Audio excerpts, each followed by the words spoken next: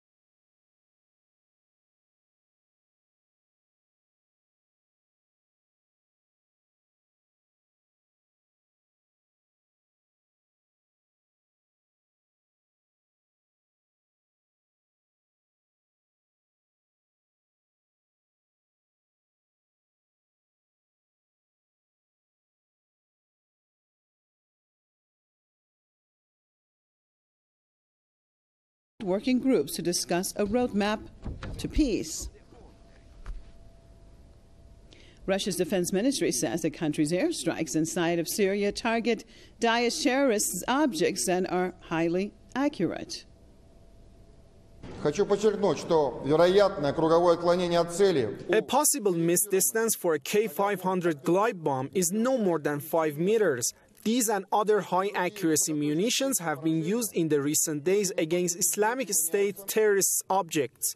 All Russian planes are equipped with modern optoelectronic pointing systems, which allow the use of both regular and glide air munitions in pinpoint targeting with ensured target destruction. According to the Russian army, the country's air force has targeted over 50 Daesh positions in Syria since the start of its military campaign against terrorist groups in the Arab country 4 days ago. Moscow says its air attacks have created panic, forcing 600 terrorists to abandon their positions. Russia has also promised to increase its strikes on terrorists in Syria. Moscow informed the U.S. in advance about the start of airstrikes against terrorists in Syria, recommending Washington to stop all flights over areas where Russian warplanes are operating. According to Russian officials, the U.S. has informed the Russian Defense Ministry that there are only terrorists in the area of the airstrikes conducted by Russia. Crossing over to London, joined by Marcus Papadopoulos, publisher and editor of First Politics. Thank you so much for being with us. It seems that the Russian mission so far in Syria has been very effective.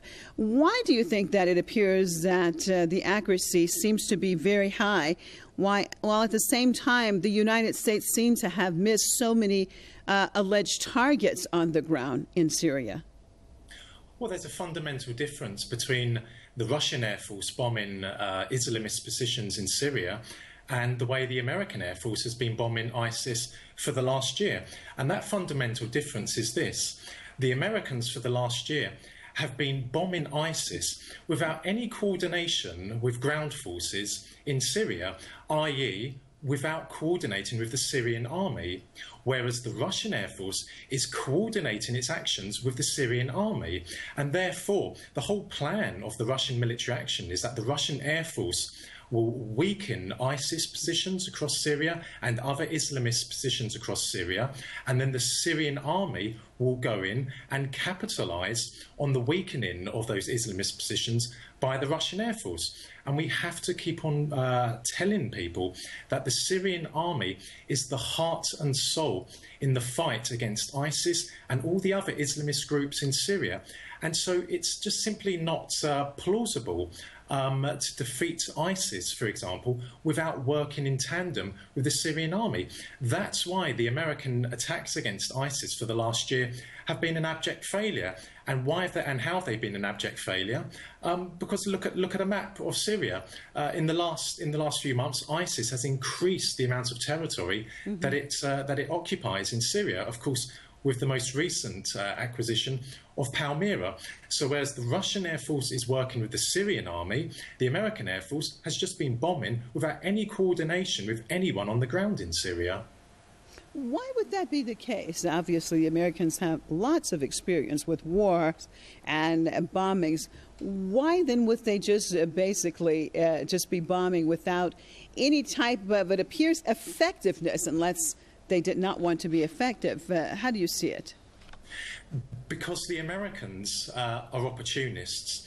What they see in Syria, what they've seen in Syria since 2011, is an opportunity to get rid of the Syrian government and to replace it with a pro-Western government, a pro-Israeli government, an anti-Russian government, and an anti-Iranian government. That's why the Americans and their regional allies, Saudi Arabia, Turkey and Qatar, have been supporting various Islamist groups in Syria in the fight against the Syrian government and in the fight against the Syrian army. So it's little wonder that the Americans still refuse to work with the Syrian army, because the American objective, even though they know it's very unlikely to be achieved now, but their objective still remains the overthrow of the Syrian government, which of course contravenes international law. It contravenes the United Nations Charter. And so why would they work with the Syrian army when the Syrian army, as I said just now, is the heart and soul in the fight against Islamist terrorists in Syria? The Americans, along with their regional allies, have been working with Islamist terrorist groups for the last 5 years in Syria to try and achieve their objective in overthrowing the Syrian government. What stands between the Americans and their regional allies in achieving that objective? The Syrian military. The Syrian military, even though it is war-weary, it is very, very tired, it still remains a potent force in Syria and in the Middle East as a whole. So there's no way the Americans will even contemplate working with the Syrian army, because that just defeats their objective in Syria. And Mr. Papadopoulos, one last question, not a whole lot of time, but I want your perspective with on this question. With the entrance of Russia into this now, are we about to see an escalation or a de-escalation of the situation in Syria? Well, hopefully there will be a de-escalation, because what the world wants, what the international community wants, is for all Islamist terrorist groups in Syria, from ISIS to the Free Syrian Army to al-Nusra, to be defeated. What we need is for the Americans and their regional allies, Saudi Arabia, Turkey and Qatar, to stop supporting those Islamist groups in Syria, for the Syrian army, which is the only authorised force, a legitimate force in Syria, to recapture all of the territory of Syria, and then the Syrian government and the opposition parties in Syria, which are loyal to Syria, not to other countries in the world, they can sit down, they can put together a new constitution, and there can be a new government put forward. So hopefully Russia's campaign will eventually, not overnight, will eventually beat the scourge, or contribute to beating the scourge of Islamist terrorism in Syria, and then there can be a transition whereby there's a new government put together by the Syrian people, of course, not by Washington or Riyadh or Ankara. في دير الزور استهدف تنظيم الدولة ب3 سيارات مفخخة تحصينات قوات النظام في أحياء الحويقة والصناعة والرصافة. في الأثناء اندلعت اشتباكات عنيفة في محيط مطار دير الزور العسكري. في الوقت الذي تشن فيه طائرات العدوان الروسي غارات على مواقع الثوار في معظم المناطق السورية بحجة محاربة تنظيم الدولة، يبدأ الأخير هجوما واسعا على مطار دير الزور العسكري وما تبقى من مواقع لقوات النظام في أحياء المدينة. الهجوم بدأه التنظيم باستهداف تحصينات النظام في الصناعة والرصافة ب3 سيارات مفخخة، أعقبه اشتباكات عنيفة في أحياء الصناعة والعمال والحويقة، ما أسفر عن سقوط عدد من عناصر النظام. كما تمكن التنظيم من إفشال محاولة قوات النظام سحب جثث عناصرها، وذلك بعد كمين نصبه عناصر التنظيم على أطراف حي الرصافة. وفي مطار دير الزور العسكري كذلك اندلعت اشتباكات عنيفة إثر شن عناصر التنظيم هجوما واسعا على المطار في محاولة جديدة للسيطرة عليه، وسط أصوات انفجارات عنيفة هزت المنطقة، فيما شنت طائرات النظام أكثر من 4 غارات على كل من قرية الحسينية ومناطق في حي الرشدية وعدة أحياء داخل المدينة، كما قصفت مدفعيته محاور الاشتباكات. وكان التنظيم قد اعتقل نحو 15 شابا وناشطا إعلاميا من مدينة دير الزور، واقتادهم إلى أحد مقاره بالتزامن مع بدء المعارك. كما شن حملة اعتقالات في مدينتي المحسن والميادين طالت عددا من الشباب، واستولى عناصره على أكثر من 20 منزلا لمدنيين في قرى العبد والبوعمرو المحاذية للمطار العسكري.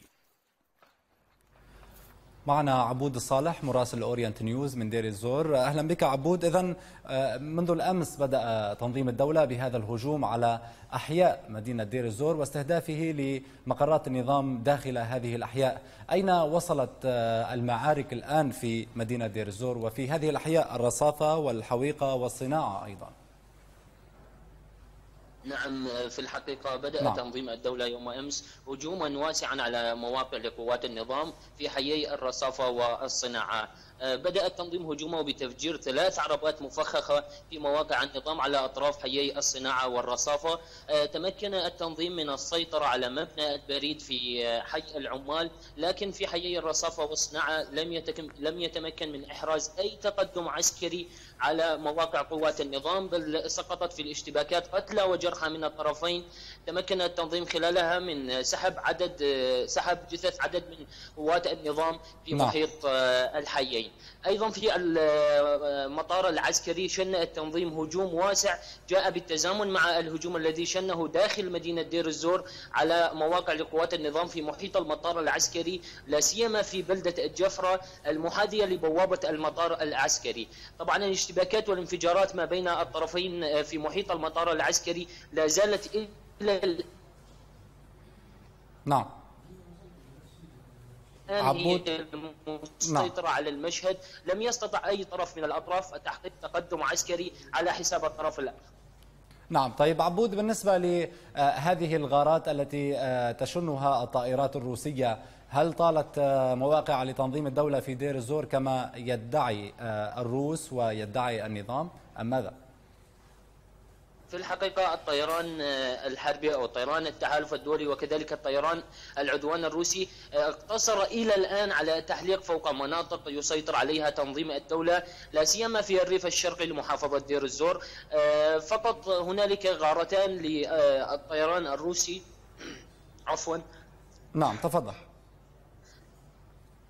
غارتان للطيران الروسي جاءت بمباركة من صفحات مقربة من النظام السوري، لكن في الحقيقة هي الغارات ذاتها ما كان يشنها النظام السوري على محيط مطار دير الزور مستهدفا مواقع لتنظيم الدولة في أغلب الأحيان. الغارات الروسية وغارات التحالف اقتصرت حقيقة على التحليق ونشر طيران الاستطلاع في سماء المدن والبلدات التي يسيطر عليها التنظيم في محافظة دير الزور. إلى الآن لم تسجل أي غارات على مواقع لتنظيم الدولة في المحافظة، فقط ما أوردته صحف تابعة للنظام السوري بأن طائرات حربية روسية شنت غارات جوية على مواقع للتنظيم في محيط المطار العسكري، لكن مصادر من هناك أكدت بأن الغارات هي ذاتها الغارات التي يشنها النظام السوري كل فترة على محيط المطار العسكري. نعم. عبود الصالح مراسل أورينت نيوز حدثنا من دير الزور، شكرا جزيلا لك.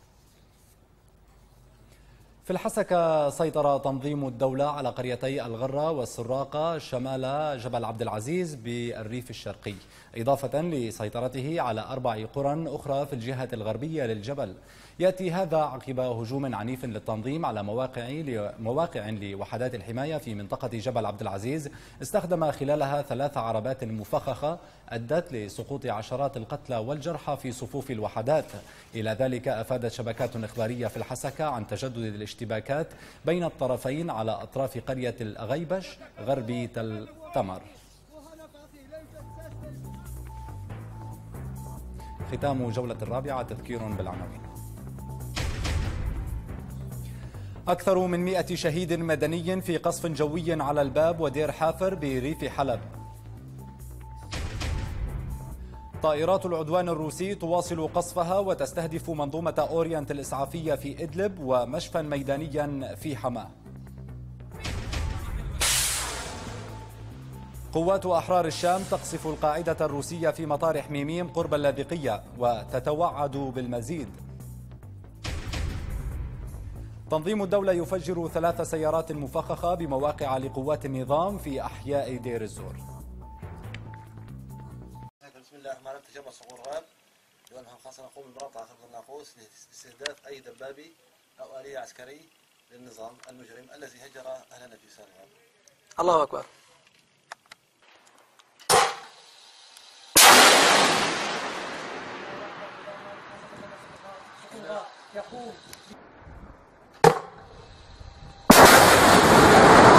الله أكبر. لواء المهام الخاصة تجمع صقور الغاب يقوم بضرب اجتماع عساكر، مجموعة عساكر فوق 20 عسكري. الله أكبر. في حاجز المشاريع. الله أكبر. الله أكبر. الله أكبر. الله أكبر.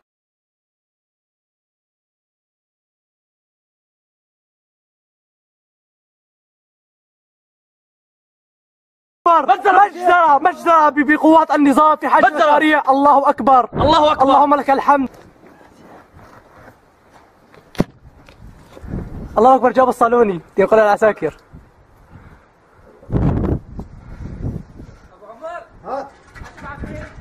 عمل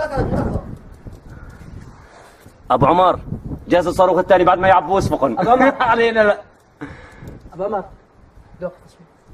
لا لا لا عم يشعلون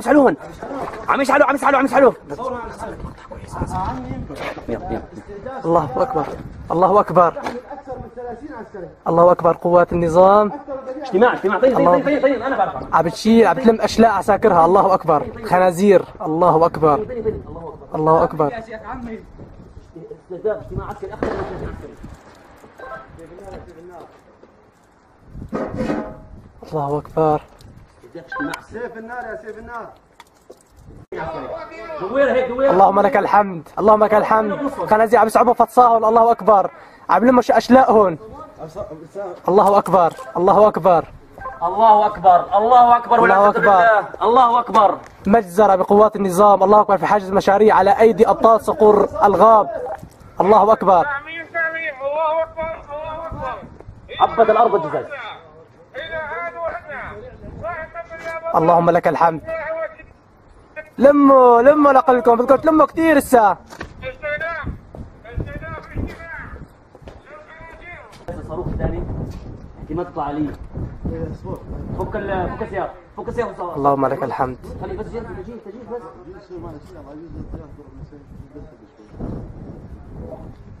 الله أكبر. عم يلموا الأشلاء. الله أكبر.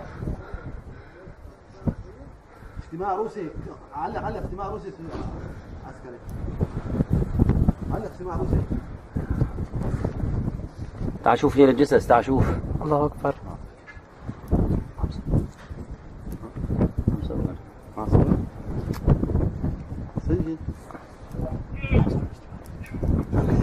ايش فكرك؟ قول اعمل بالجو انت شوف الحكي ايش فكرك؟ الله اكبر. الله اكبر. مجزرة بقوات.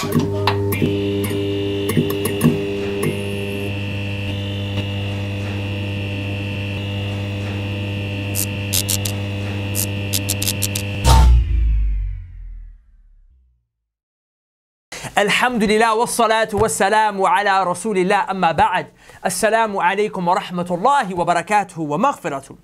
Brothers and sisters, before we begin, please I request you to click the subscribe button if you haven't already done so, especially if this is the first time that you're coming to the channel. Now in today's video, we're going to discuss what took place in Paris, okay? We know what happened, the killing, the bombing, the suicide attacks.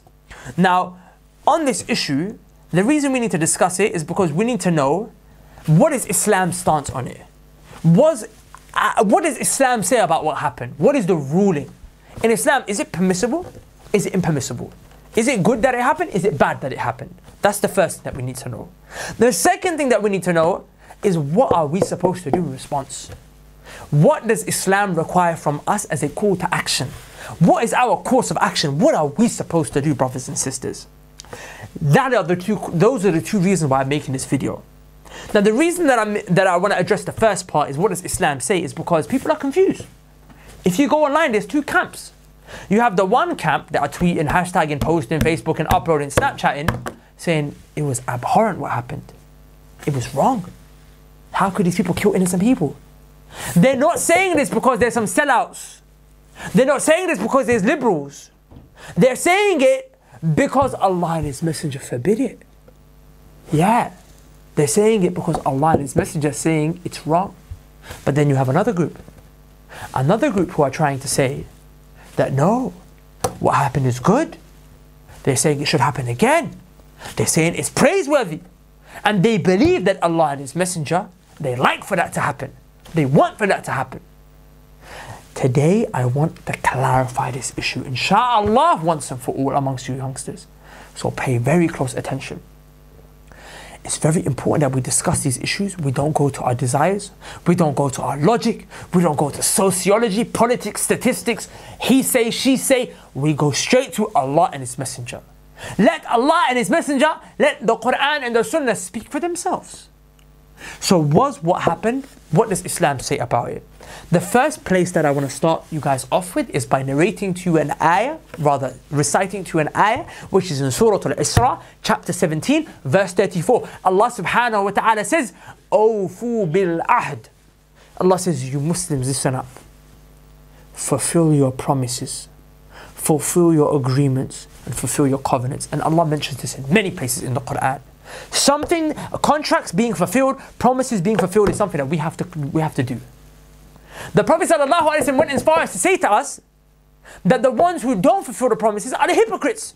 It is a characteristic of a hypocrite that a person makes a promise, a person makes a contract, and they break it, and they go against it. He said it's a sign of the hypocrites, those who pretend to be Muslims, but in their heart they're actually disbelievers. And the Prophet said the hypocrites are the worst. They will be the lowest part of the hellfire. They're the worst of disbelievers. So brothers and sisters, breaking contracts is not something we do. It's a characteristic of the munafiqeen, the hypocrites. The reason I'm saying this to you is because we have to affirm whether we have a contract with the disbelievers or not. Because if we have a contract with them that they will see no harm from us, if we have an agreement, a promise that we've made to them that they will see no harm from us, that's a very big thing, and we need to fulfill that contract. Because the Prophet ﷺ said that anyone who harms a mu'ahad, anyone who kills a mu'ahad, and a mu'ahad is someone who you have an ahad with, an agreement, a promise, a contract, a covenant with. Anyone who kills this person that you have said to them, I'm gonna protect you, or you're gonna have safety from me. And that doesn't matter if you live in their lands or they live in your lands. If they live in your lands, you brought them in, you said, I'm gonna protect you. If you live in their country, you said, you let me live in your country, so you're gonna get safety from me. I'm not gonna harm you. You're not gonna have to worry about me. I'm not gonna be a threat. No matter what the situation, the Prophet said, if you harm or you kill a mu'ahad, then you will not smell the fragrance of paradise, even though its fragrance will be smelt from 40 years away. 40 years away, you can smell the fragrance of Jannah. But these people, they will not smell it. Those who kill a mu'ahad. And brothers and sisters, you have to understand how serious the Messenger ﷺ was when it came to fulfilling his contracts. You have to understand how serious he was. If you look at the Treaty of Hudaybiyah, which is a treaty, an agreement that the Messenger made with the Quraysh, one of the clauses in the treaty and the conditions was that if a Muslim who lives in Mecca was to leave Mecca so he can live and join the Messenger in Medina, live with him. And why would they want to do that? Because they want to be with the Prophet, because they want to flee oppression. They're being persecuted in Mecca. Some of them are being killed in Mecca. They're being chained and whipped. If they was to leave and come and join the Muslims, if they was to do that, then the Messenger would have to hand that Muslim back to his very enemies, the disbelievers of Quraysh. The Prophet signed that agreement. Now look at how he upheld it. The moment he signed it, Suhail ibn Amr, who was standing there, he said, my son has just left me. His son was Abu Jandal radiallahu an, a Sahabi who he had chained in his house, locked him in his basement, beat him, shackled him, tied him for years. He didn't see sunlight, he was trapped in his father's house. He just escaped. And he's still there, he just joined the Muslims, still shackled, still got his shackles on him, still cuts and bruises, wounds are fresh. And Suhail ibn Amr says, you see him right there, my son? He's the first one you're going to send back to us. And the Prophet tried to plead with him. He said, listen, please, not him, leave. Because look, imagine he just came and Abu Jandal is crying, like, Ya Rasul, please don't send me back to them, please don't send me back to them. Look what they've done to me, look at my scars. All the Sahaba out there, imagine how emotional that scene would have been. Yet ultimately, because the Prophet made an agreement, and by the way, Allah told him to sign this contract, Allah told him to make this agreement. The fact that he made that agreement, the Prophet ﷺ made sure he fulfilled it. No matter how much it hurt him, he still had to say to Abu Jandal, sorry Abu Jandal, what? I have to send you back. And he told him, be patient. Fasbir, be patient Abu Jandal. But the contract, we Muslims, we're not deceptive.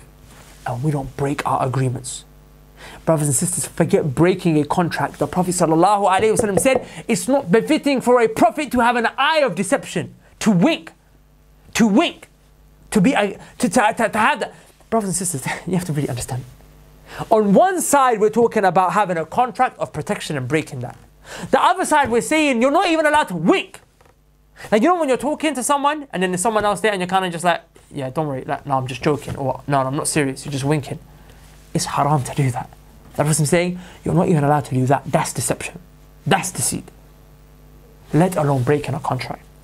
Now the question we need to ask ourselves is, do we have a contract? Have we made a promise to the disbelievers amongst whom we live that we will not harm them?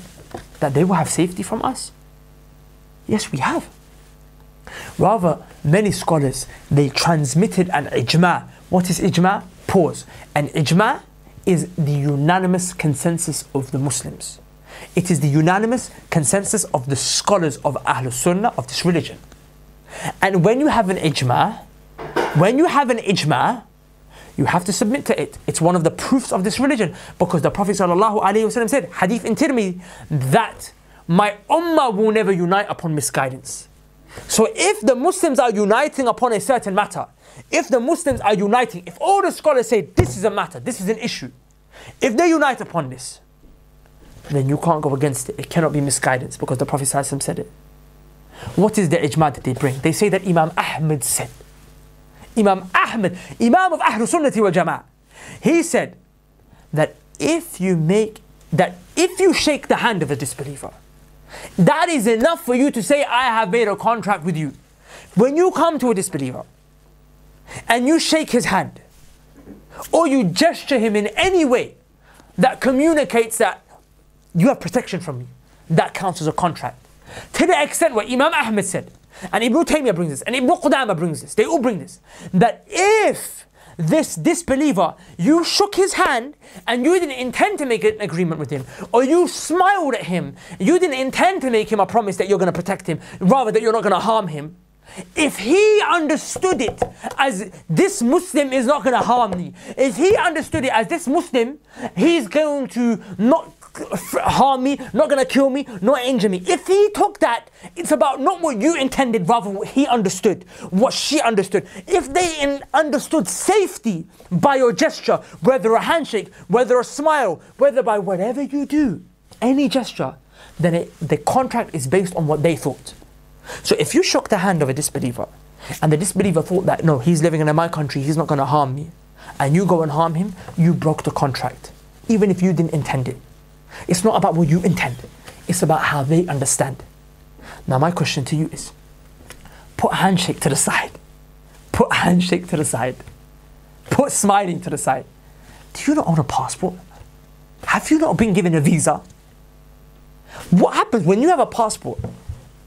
That is something that they give you, understanding from you that you are a citizen of their country and you're going to live and abide by some of the most basic rules of their country, which is that you're not going to harm them, you're not going to spill their blood. Do they not understand that now the fact that we're giving you a passport, the fact that we're letting you live, means we want you to live here. In return, you live with us. You don't kill us, you don't harm us. Is that not what they understand? Pause, I'm asking you, is that what they understand? If they give you a visa, you live in our country, you don't break our laws, you don't go stealing, robbing, killing, raping, don't they understand it like that? If that's what they understand, then you're not allowed to harm them.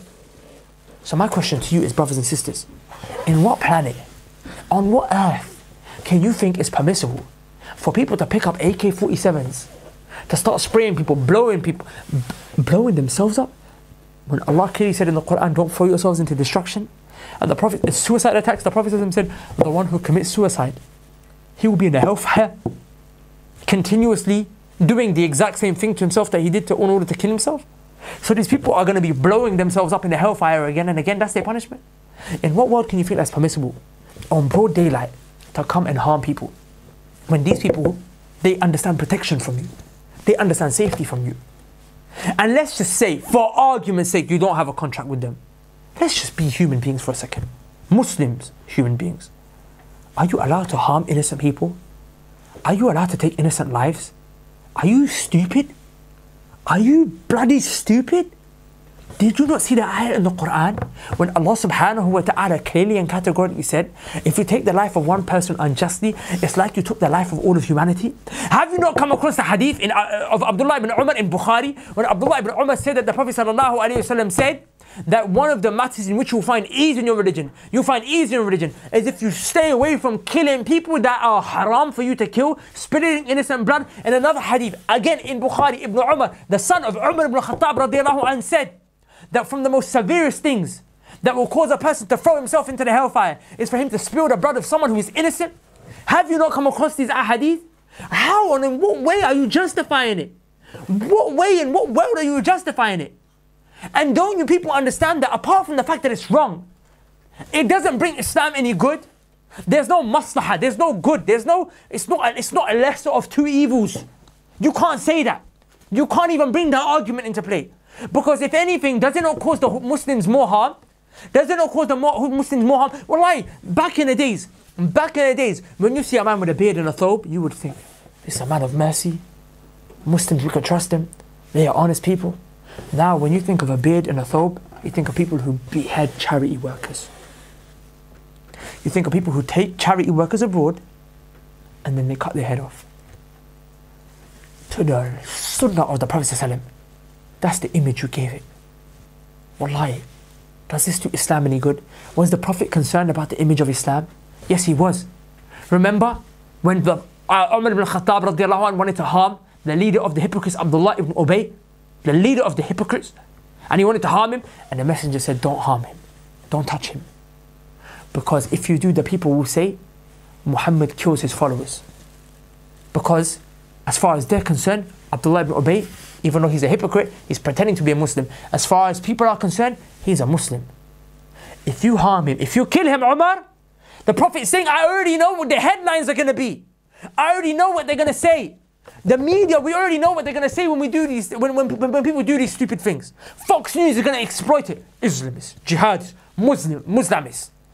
The Islamification of Britain, the Islamic threat within. And then what happens?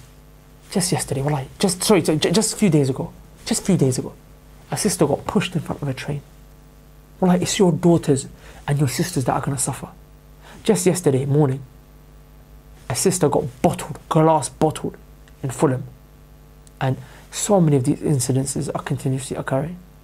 They're using these actions that the people are doing as a reason to bring in new legislation, new laws, to mess with the Muslims, to take away our rights, to take away our rights to be able to practice our religion in the way that we want. Issues such as not free mixing are becoming a problem. They're using that as an evidence to say that, look, we need to end Islam and this, orthodox Islam. Wallahi, it's a problem. Brothers and sisters, please, let's not come with this talk again. Okay, it's not permissible. We're not allowed to do it. Even if we're being violated, okay? You can't say, oh, people in our countries get innocently killed. They innocently come, they don't care. Innocent Muslims, they die. Look at all the numbers of innocent, 130,000 innocent people in Iraq died. Yes, it's true. They did die innocently. And they call it collateral damage. We don't. But remember this, our teachers are not the criminals. Our teachers are not the criminals. We don't learn from them. If people come, if those who are the enemies of Islam come and they innocently murder Muslims, we don't learn from them. They're not our role models. The Prophet's our role model. And the Prophet told us we can't even harm a tree unjustly, let alone a human being. So where are you coming from? Now, brothers and sisters, the thing that we need to discuss is, now that we know what Islam's stance is on this issue, what does Islam say about what we're supposed to do? And this is really the key that I want to bring you all to, and I want to make sure you all pay attention to me right now. What are you supposed to do now? This time has happened. They're attacking Muslims. Muslims are being attacked by non-Muslims. Muslims are attacking Muslims. This is what you call fitna. That's what you call trial, tribulation, confusion. You call it haraj, massacre, bloodshed. What do we do in these times? Brothers and sisters, I want to take you to a hadith of the Prophet ﷺ. This is in Muslim, Sahih Muslim, brothers and sisters. Pay attention. Hudhayfa ibn Yaman radiyallahu an, the great noble Sahabi of the Prophet ﷺ, he told us, he said that the people used to go and ask the messenger about the good. But I used to go and ask him about the bad, out of fear that I might see it one day. He said, Ya Rasulullah, we were a people who were ignorant. We were a people who were evil. Allah took us out of our ignorance and evil and He placed us in a good situation. We are good now.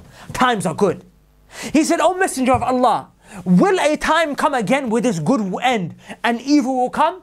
And the Messenger said, yes, a time like that will come.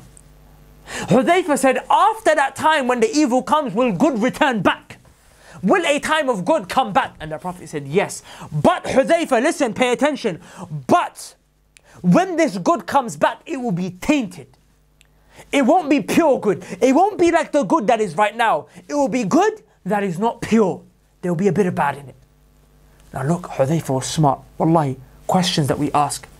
Hudhayfa said, Ya Rasulullah, what will be the taint? What will be the impurity in this good? And the Messenger ﷺ said, it will be the fact that there are people who are not guiding themselves as per the guidance of the Messenger. They will not be abiding by the sunnah of the Prophet. And you have people now, sects, different groups. They moved away from Ahl-Sunnah. They go and they do different things. They follow others than the Messenger. They follow their scholars, their sheikhs, their shayukh, their role models, their peoples, their celebrities, the people that they look up to who are not the Prophet. And they follow their guidance, but they don't follow the guidance of the Prophet ﷺ. And look at what Hudhayfa asked after that. Hudhayfa said, Ya Rasulullah, after this time when good returns that will be tainted and impure, will evil come back again? Will times of bad come back again? And the Messenger said, yes. Hudhayfa said, describe it to me. Why? How? What will be the situation? And the Messenger told him, listen. He said there will be du'at, there will be callers, people doing da'wah, people calling. They will be standing at the gates of the hellfire. They'll be calling you. They'll be giving da'wah to you, saying, come, come, come, join me, follow me. Let me tell you what the reality is. Let me tell you what the truth is. Let me tell you what Islam is. They will be calling you. And the Prophet said, if you obey them, Allah will throw you into the hellfire. Allah will throw you into the hellfire. Look at the question now, because we want to know. A lot of people are doing da'wah. A lot of people are calling. They're calling us to their ideologies. We want to know who's right, who's wrong. We want to know who's the right one. Who do we listen to now? That's dangerous now. How do we know whose da'wah is correct, whose da'wah is not? Whose calling is correct, whose calling is not? Hudhayfa asked, wallahi. He said, Ya Rasulullah, how will we recognize them? And the Messenger ﷺ said, they will have your skin. They will speak like you. They will speak your language, meaning they will be from among you. They will speak the words, the language of the Muslims. قال Allah. They say Allah said. They say قال Rasulullah. The Prophet of Allah said, they will say ummah, they will use these words, these catchphrases, these buzzwords that the Muslims have. They'll say khilafah, they'll say tawheed, they say we love the messenger, whatever group they're from, we love him, sallallahu alayhi wa sallam. That's why we do this, because we love him. They'll say we're here because the ummah, we want the jama'ah, the Muslims to unite. They'll come with these words, kalimatul haqq. They'll come with this kalam. They'll speak your language, they'll confuse you. They'll be from you. The messenger is trying to say, they'll be from you, sallallahu alayhi wa sallam. Now look what Hudayfa said, radiyallahu anhu. Look what Hudayfa said. And we already know they don't follow the guidance of the Prophet ﷺ because Hudayfa's mentioned that to us. Now look, pay attention. What did Hudayfa ask next? Hudayfa said, Ya Rasulullah, if I meet this day, if I happen to be at a time when this day meets me, when this evil is here, and the people are not following your guidance, and there are callers who are standing at the gates of the hellfire calling the people, what should I do? And the Messenger sallallahu alaihi wasallam said, Ya Hudayfa, stick with the unity of the Muslims. Don't disunite. And be united under the Imam, under the leader of the Muslims.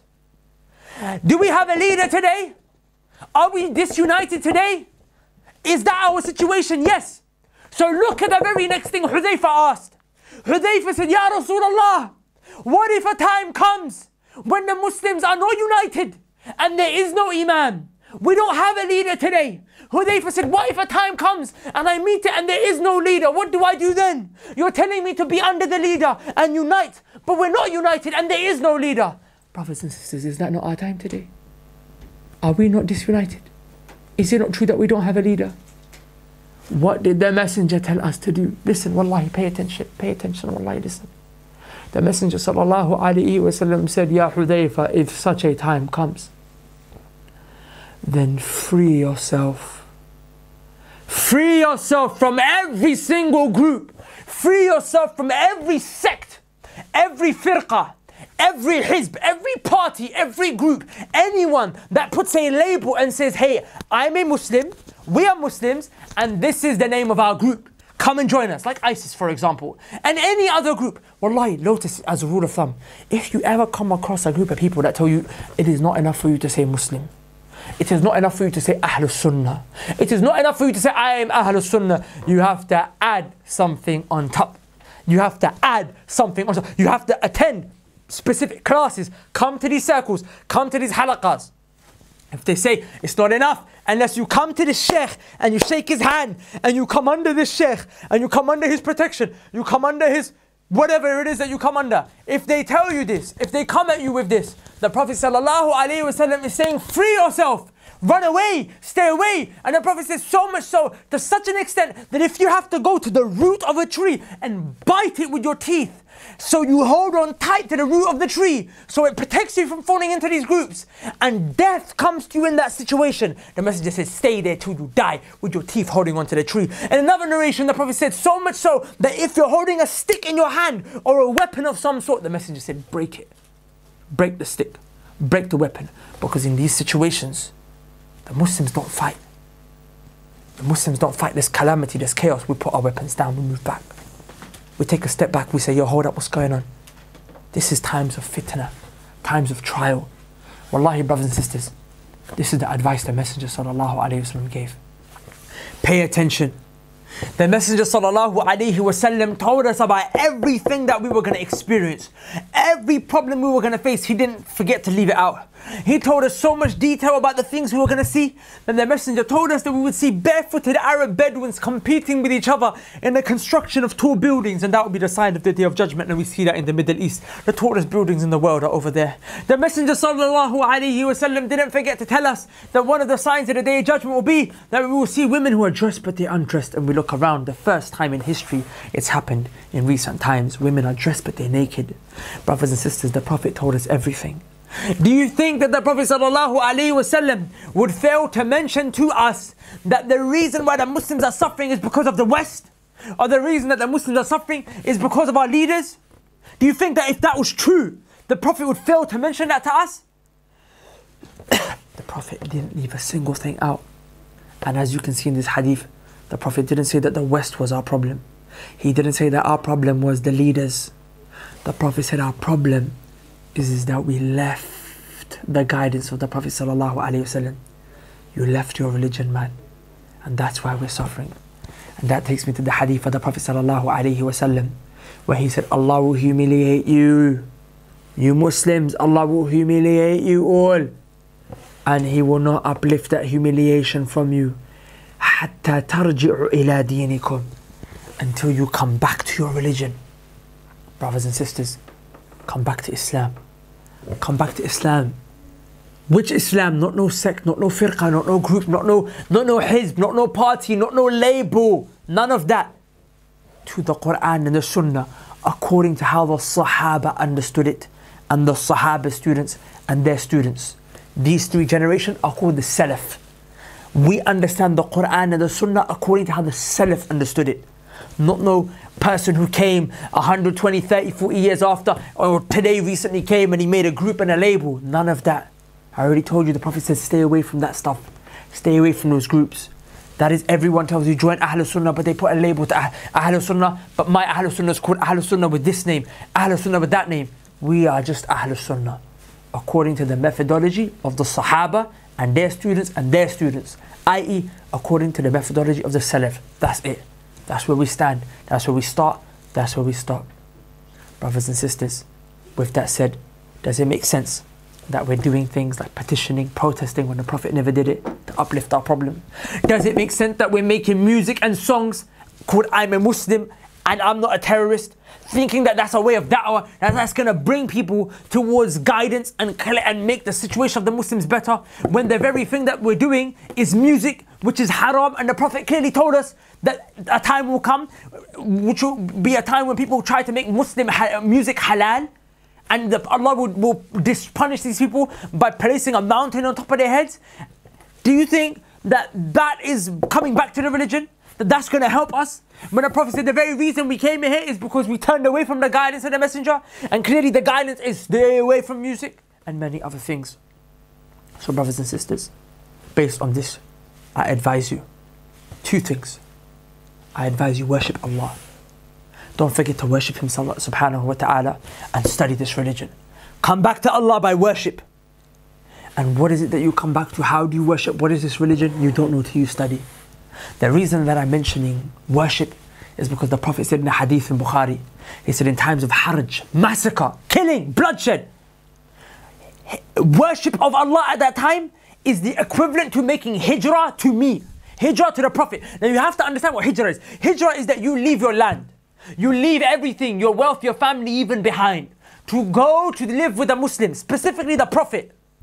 You don't know what to expect. You don't know who's there that's going to help you. You just leave to live with the Muslims, specifically with the Prophet ﷺ. And hijrah is one of the three things: hijrah, hajj, and accepting Islam that wash away all your previous sins. The Prophet said, worshipping Allah in times of haraj, massacre, bloodshed, like times right now, is the equivalent to making hijrah to the Prophet ﷺ.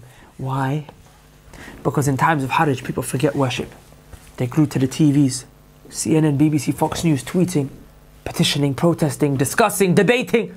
But everyone forgets to pray, or they delay their prayers, and they remember Allah less. In fact, many of you probably even delayed or missed your prayers, watching the news and not knowing the situation that occurred. The second thing that I advise you is study your religion. Wallahi, حَتَّى تَرْجِعُوا إِلَى دِينِكُمْ. Allah won't uplift it from you till you come back to your religion. You don't know your religion. You're going to him, you're going to these different sects, these groups. Anyone who has a beard and a thobe, or even nowadays doesn't have a beard and a thobe, but says a few Islamic lines, remember like the Prophet said, they will speak your language. They say a few Islamic lines, they look like you, they look Muslim, and you start following them straight away. And these people don't know. Wallahi, you have to study. Spend time studying, wallahi. Yahya ibn Yahya rahimullah, who was the scholar, who was the teacher, the Shaykh of Imam Bukhari. Who is Imam Bukhari? Imam Bukhari is the man who authored the second most authentic book in the entire universe after the Quran. After the Quran, his book is the most authentic in the entire universe. And his Shaykh, who he learned and studied from, Yahya ibn Yahya, said that defending the Sunnah is better than doing jihad fi sabilillah. defending and honoring and standing up for the sunnah is better. So study the sunnah and defend it. Defend it at a time when we need the sunnah. The Prophet said, sunnah is what you diverted from. My guidance, you diverted from it. The Messenger said, study it, stand up for it, bring the people back to it. That's your job. The second thing that I want to mention to you is Abu Ubaid ibn Qasim al-Salam, who was a great scholar, one of the greatest scholars at the time of Imam Ahmad rahimahullah, one of his friends and contemporaries. He said that in these times, notice he's talking about his times, the times of Imam Ahmad, the times of the Salaf. He's saying in these times, holding on to your religion is like holding on to burning coal. Like the Prophet said, a time will come holding on to the religion will be like holding on to charcoal. It's so hard to practice Islam. It's like it's burning you. You want to practice, but it's like you want to let go, but you have to hold on to the religion. He said, these times is like holding on to burning coal. And he said, that is better for you to hold on to this religion. Like it's burning on to coal. Just holding on to the religion is better for you than you being struck by a sword in your neck, i.e. you dying as a shaheed. We know that the reward and the status of the shuhada, the martyrs, those who die for the sake of Allah subhanahu wa ta'ala. Ya Abu Ubaid ibn Qasim al-Salam is saying in his time, forget our time. Imagine if we saw how bad things are today. In his time, he said, holding on to the religion, that in these times is better than for you to die as a shaheed. That's what the Shaykh said. Not me. The Shaykh said that. He's from a generation when the Prophet gave them a seal of approval. He said he's from the best of generations. The 3 best generations. Sallallahu Alaihi Wasallam gave that. So brothers and sisters, I advise you to conclude. In Islam, what happened is not permissible. In what world can you think is permissible? How can you advocate it? What happened? Doing things like that, it creates more problems for the Muslims. It makes the disbelievers think that we're deceitful people. I told you the Messenger didn't even do as much as wink. His whole life he never his whole life he never broke a single contract. Everyone who he made contracts with, one by one, they all broke the agreements. But the Messenger never did, to the point where Nadr ibn Harith, one of the greatest enemies of the Prophet ﷺ from one of the tribes of the Yahud, he said, one thing that we can say about Muhammad is that this man is truthful. Imagine your own enemies telling you, you know what, you're truthful people. One thing that we can't take from you is that you're honest. That when you stick to your word. Imagine that. Remember the rights of our neighbours. Remember these things, wallahi, brothers and sisters. The second thing is study your religion. Sit down. Close your mouth. Don't talk on behalf of Allah and His Messenger. You don't even know how to write your name in Arabic. You don't even know how to write your name in Arabic, let alone talk about the religion. You talk about books. You can't even recite Fatiha properly. Wallahi, just I beg you, go to an imam and tell him to recite Fatiha for you. You make major mistakes that nullify your prayer. I'm not doing this to humiliate you, for you to think, man. Humble yourself, come back down, study the religion and worship Allah. Go sit with the scholars, the ones who don't call you to a group. If a person calls you to a group, stay away from him. The Prophet said, stay away from these people, run away from these people. But go to the real ulama. And on that note, I leave you. If at the very least, if you're not going to go out there and properly spend time seeking knowledge, then at the very least what you can do is you go to the online program that we have set up called MuslimSurvivalGuide.com. Go to it. Its very purpose is to teach you your religion. The most foundational things that you need to know in order for you to even say that you are Muslim. Wallahi, a sister messaged me after signing up to the program saying that she felt like she needs to take her shahada again. She's a revert. She said, I didn't even know Islam like this. She said, I feel like I need to take my shahada again. I didn't know these things about Tawheed. And wallahi, that sister is a sister who's studying the religion. And she knows more about the religion than your average Muslim already. Brothers and sisters, please, MuslimSurvivalGuide.com. Go to the link below and learn your deen. Wallahi, learn it. That's the very least you can do. And also, if you guys benefit from this video, please go to the link below, and if you can, spare whatever funds it is that you can, know that these videos happen as a means of your funds and your finances and your donations after Allah subhanahu wa ta'ala's permission and help. So if you could do, so we can spread this message to more and more people, inshallah ta'ala, then please do that at the link below, and you can register and have more information about the survival guide as well. I leave you there. Click the like button, subscribe.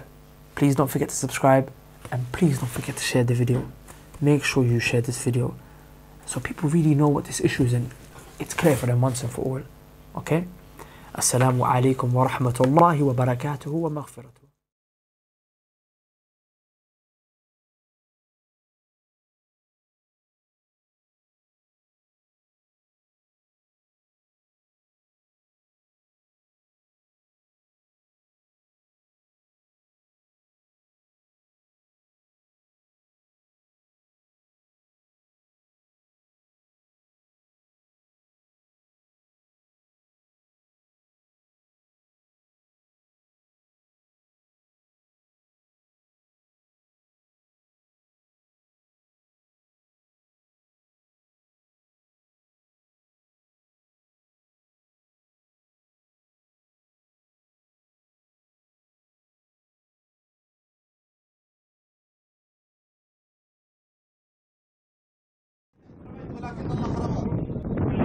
الله أكبر.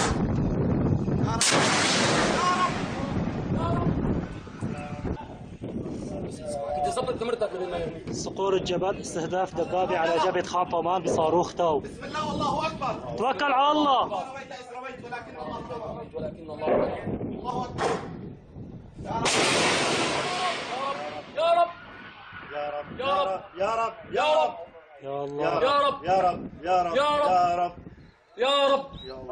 الله أكبر الله أكبر الله أكبر الله أكبر.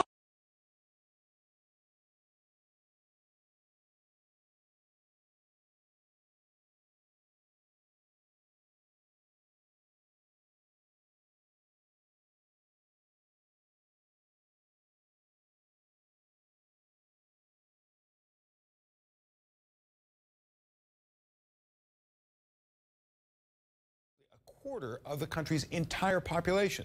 Some refugees say even getting sleep is a struggle.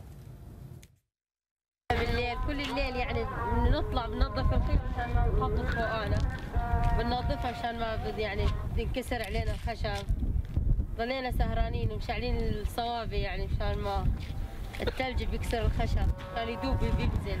شو بدنا نساوي؟ الله يرحمنا من هالشيء. World Vision photographer, videographer Ralph Beydoun shot that video. He joins us now from the Bekaa Valley via Skype. Thanks so much for being with us. There's no point saying it. It's incredibly hard at the best of times for the refugees. But what's the weather like now, and how much harder has that made things? Thank you, Jonathan. For the past couple of days, Lebanon has been experiencing some really bad weather. A snowstorm has hit Lebanon and its Bekaa Valley, where most of the refugees are located now. I've been there. I've talked to so many refugees, and as you saw, all of them told me that they stayed up all night trying to move the snow off their tents, because as little as 10 centimeters of snow can break the tent and threaten all the people living inside. So it's been really bad. Now, a lot of the refugees are children. How vulnerable are they to illness in weather like this? In any crisis, the most vulnerable are children, and they are our main target. Yesterday, I met with Juma, 9 years old Syrian refugee boy, who was just walking around the camp, just looking for old shoes, wood, and anything that can be burned into their stoves to keep his family warm. It's really bad for them. The most vulnerable are the children and the newborns, especially when they're not equipped. They don't have proper clothing to survive such winter. Now, correct me if I'm wrong, the numbers aren't precise, but roughly 500,000 Syrian refugees are living in tents or in abandoned buildings in urban areas, not in official United Nations refugee camps. So I guess conditions there are even more primitive than other refugees would face. Right, correct. It's really bad for the people living in informal camps, because they are living in makeshift tents that are not equipped to survive this harsh winter. It's pretty basic, so they can't survive it. They can't survive the winter in those tents. Now, how much help are they getting from the government, and how much does the help break down when the snow falls and roads are impassable? Well, Lebanon has been very generous, hosting the biggest numbers of refugees per capita. Lebanon's population is 5 million, and the Syrian refugees here are around 1.4 million. World Vision and a lot of local and international NGOs has been responding since the early days of the crisis. World Vision has been doing a lot of work, including winterization. We've been providing cash assistance for families so they can buy wood and fuel to keep their families and children warm during this kind of winter. And we've been doing a lot of sectors, but basically winterization is the main thing now. And have you spoken to these refugees? Do they feel abandoned? Do they feel at risk? I just can't imagine, having escaped the horrors of war, they're now watching their children suffer through cold and neglect. Jonathan, you think they get used to it, but they don't. Every year they think it's going to be their last year in Lebanon, but it's not. It's getting worse every year. So if you ask any refugee what's your first demand, they would tell you, we want to go back to Syria. 1 and 2, our basic needs. We want our basic needs here to survive.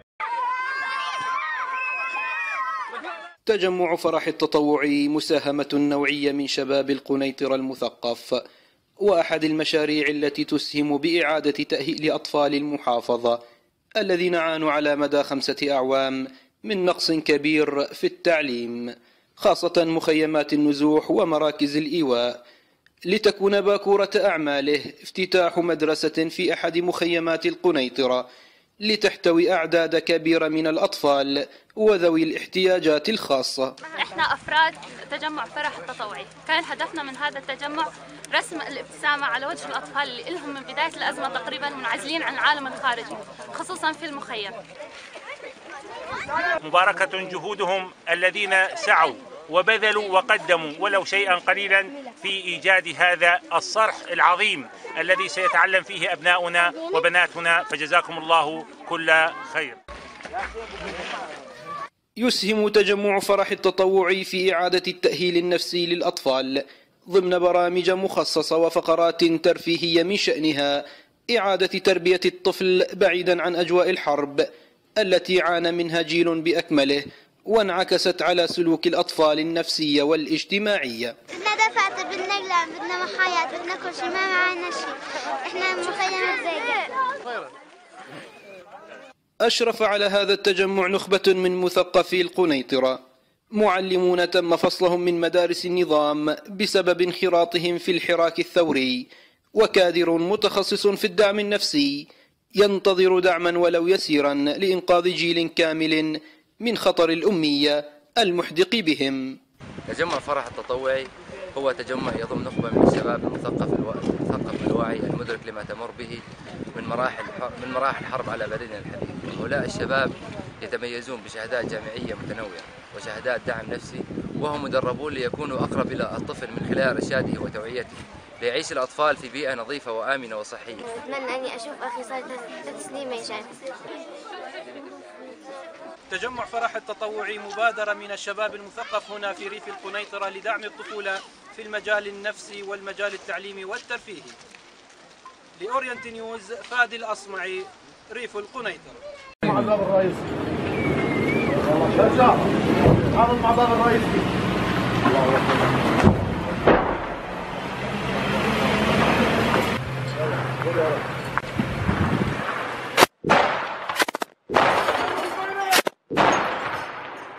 يلا مع الباب الرئيسي، على الباب الرئيسي اللواء.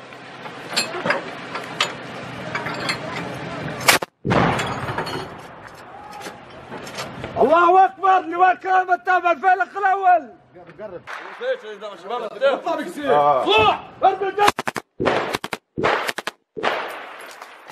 الله أكبر. الشيخ مسكين. الله أكبر، الله أكبر، الله أكبر والعزة لله. الله أكبر والعزة لله. أبطال الجيش الحر يقصفون كتيبة النيران في مدينة الشيخ مسكين بالقرب من اللواء 82.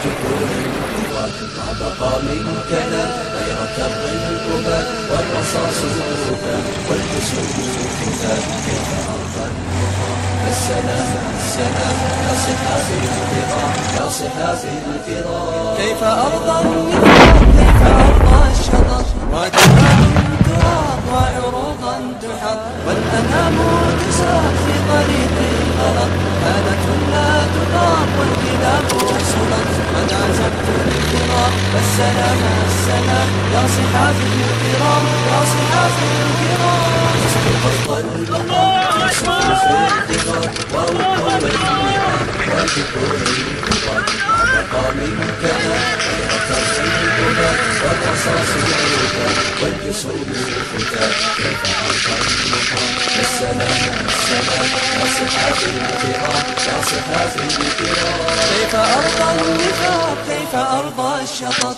ودماء تراق وعروضا تحط والأنام تساق في طريق الغلط كانت لا تطاق والكلاب صلت قد عزمت الفراق والسلام السلام يا صحافي الكرام يا صحافي الكرام استقصد المقام في صفوف الكبار ووقوع النعم وجبور الكبار ما بقى من كلام غير كر الأباد والرصاص الركام والجسوم فتات كيف أرضى المقام عن نعيم بن همار رضي الله عنه أنه سمع رسول الله صلى الله عليه وسلم وجاءه رجل فقال: أي الشهداء أفضل؟ قال: الذين يلقون في الصف الأول فلا يلفتون وجوههم حتى يقتلوا، أولئك يتلبطون في الغرف العليا من الجنة ويضحك إليهم ربك، وإذا ضحك ربك إلى عبد في الدنيا فلا حساب عليه.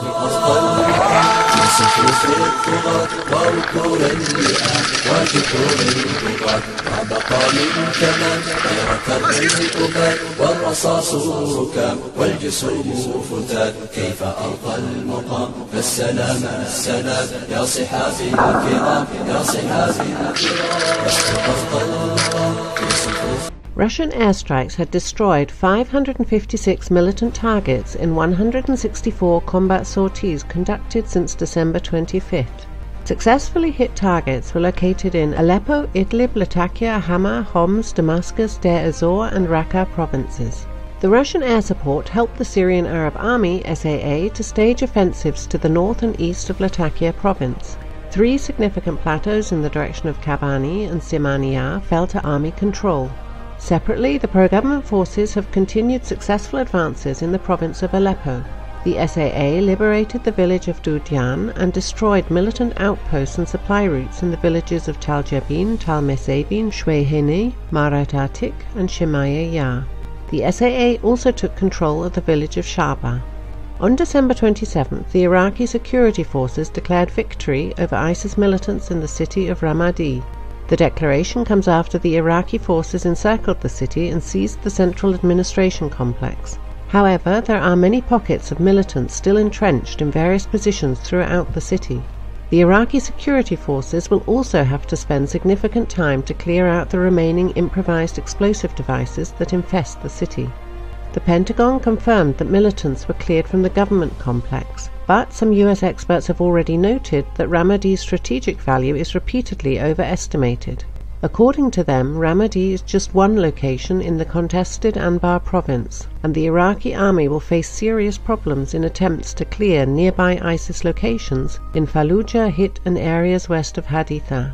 This rapid reaction marks that Iraq has made a serious step in the war on ISIS. A series of such steps could increase the Iraqi security forces' independence from the US-led coalition support, which definitely isn't a goal of the US political leadership.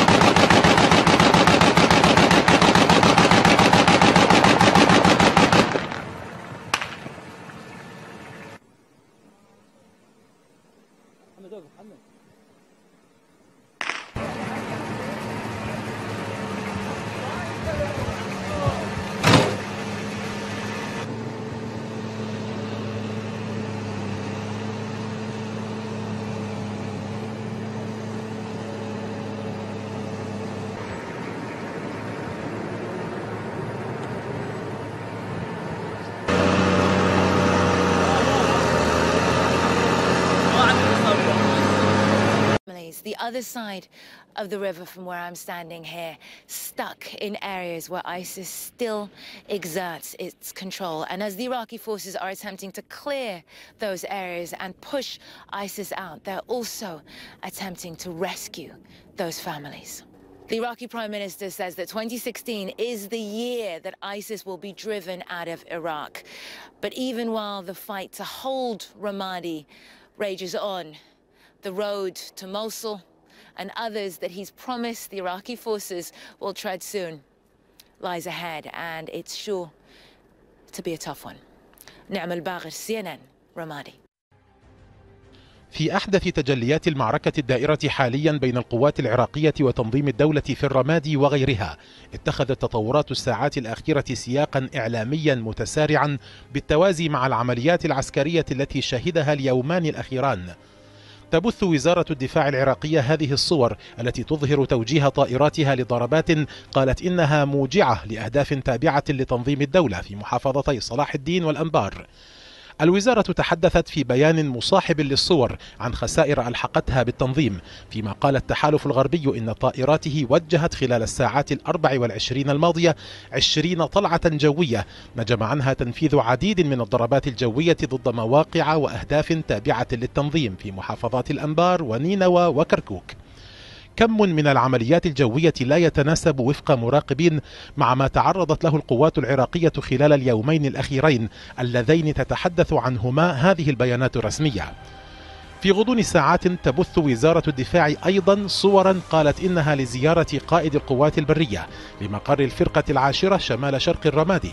كان تنظيم الدولة أعلن قبل يومين اقتحام مقر الفرقة قبل أن ينسحب منها لاحقا. في المقابل بثت وكالة أعماق التابعة لتنظيم الدولة صورا لهجمات صاروخية قبل أيام شنها مقاتلو التنظيم على قاعدة سبايكر شمال تكريت بمحافظة صلاح الدين، وهي إحدى أكبر القواعد العسكرية في عموم العراق. هذا الاستهداف وإن كان قبل أيام إلا أن إعلام التنظيم بثه في يوم سقوط عديد من القتلى والجرحى في الهجوم الواسع الذي شنه مقاتلوه على القاعدة مصحوبا بتفجيرات انتحارية. حرب صور تتصاعد بموازاة حرب حقيقية تستعر على الأرض دون أجل واضح لنهايتها. هذه صور مواجهات لا تزال محتدمة وسط الرمادي التي سبق احتفال الحكومة باستعادة السيطرة على أحياء بها، بل والتعهد بالزحف نحو الموصل. إلى أهالي مدينة الرمادي، إلى كافة العوائل المحاصرة، توجهوا نحو القطاعات الأمنية. توجه هذه النداءات للمدنيين المحاصرين في الرمادي والذين حتى وإن انتهت الحرب فقد لا تنتهي في القريب العاجل آلام نزوحهم. This is a message to David Cameron.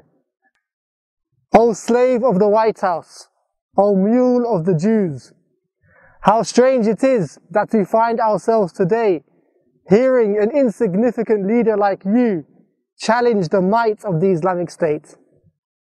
How strange it is that a leader of a small island threatens us with a handful of planes. One would have thought you would have learned the lessons of your pathetic master in Washington and his failed campaign against the Islamic State.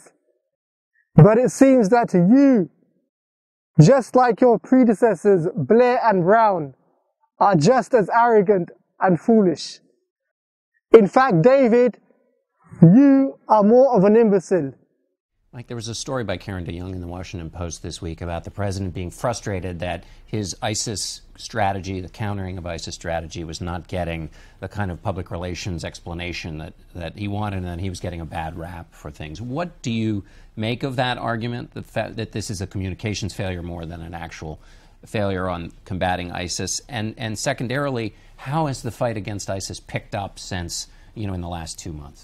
So I think what you're likely to see, John, over the next year is without a diplomatic settlement in Syria. I think what you're likely to see is a growing gap between success in Iraq militarily.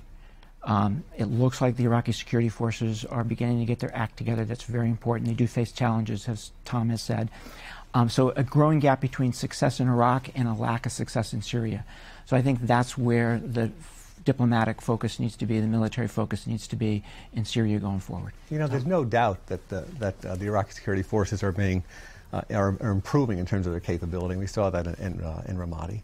And I think progress can be made against ISIS militarily. And indeed, I think it's critical in 2016 that the United States and the coalition of some 60 countries who are facing off against ISIS break the narrative of success. Mm-hmm. That's the key recruiting tool that this group has around the world. And that's important because this group, and I do think we'll make serious progress against them in 2016, they have metastasized.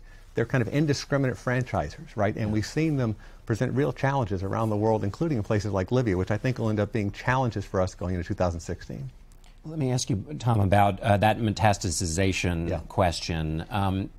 People have had some difficulty putting ISIS in context. You know, Marco Rubio calls it a clash of civilizations between radical Islam and the West.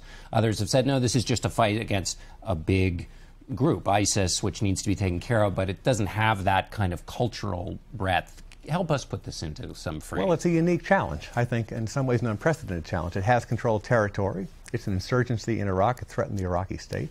It is well-financed from a variety of means. It has a top-down control structure. It has also been the recipient of some 30,000 foreign fighters. That's the largest kind of compilation or aggregation of fighters we've ever seen in a circumstance like this. So it's a unique challenge. But two other things make it unique, in addition to the foreign fighters who ultimately could come home. It has taken advantage of technology. And really, ISIS and a number of the other groups we see in the world have come to a nexus with technology, which has allowed them to recruit more broadly than just in the theater in Syria and Iraq. And that's what we've seen. We've seen that through the establishment of these provincial or other franchises, if you will, around the world. And we've also seen it in their ability to radicalize individuals and groups around the world to take action. That is a unique and new challenge. أقسم بشرفي ومعتقدي أن أحافظ مخلصا على النظام الديمقراطي الشعبي وأن أحترم الدستور والقوانين وأن أرعى مصالح الشعب وسلامة الوطن.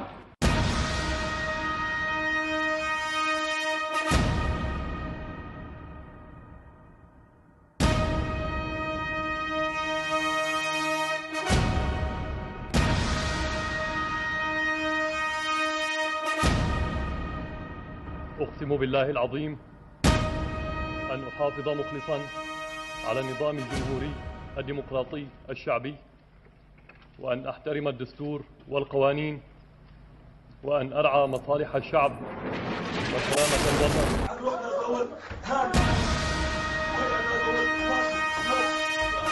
إيه لك بدك تضرب فيها العالم.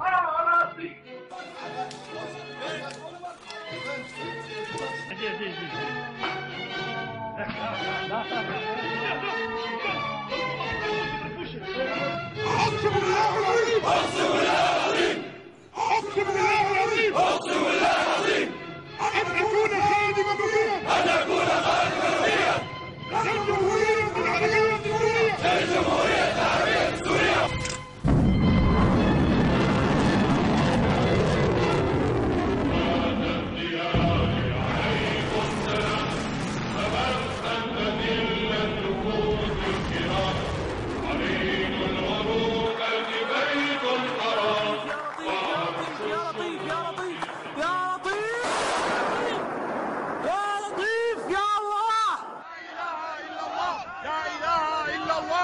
حنث الجيش وقائد الجيش بالقسم حين خسر معركته الكبرى في الجولان وأدار ظهره لعدوه المحتل ليشن بعدها حربا دامية على الشعب السوري الأعزل.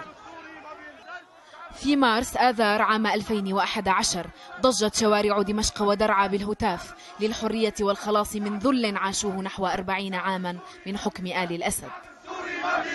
شعب السوري ما بينزل شعب السوري ما بينزل شعب السوري ما بينزل شعب السوري ما بينزل شعب السوري ما بينزل شعب السوري ما بينزل شعب السوري ما بينزل. سلمية سلمية سلمية سلمية سلمية سلمية سلمية سلمية. لم يوقن الثائرون حينها من انحياز عسكر البلاد لمطالبهم على خلفية التراث القمعي للجيش ودوره في مجازر حما وجسر الشغور وحلب في ثمانينيات القرن الماضي. إلا أنهم اختاروا الرهان على وطنية أبناء الجيش وسوريتهم، فاحتذوا بأشقائهم في كل من تونس ومصر واليمن وهتفوا: الجيش والشعب ايد واحدة، الجيش والشعب ايد واحدة، ايد واحدة، الجيش والشعب ايد واحدة.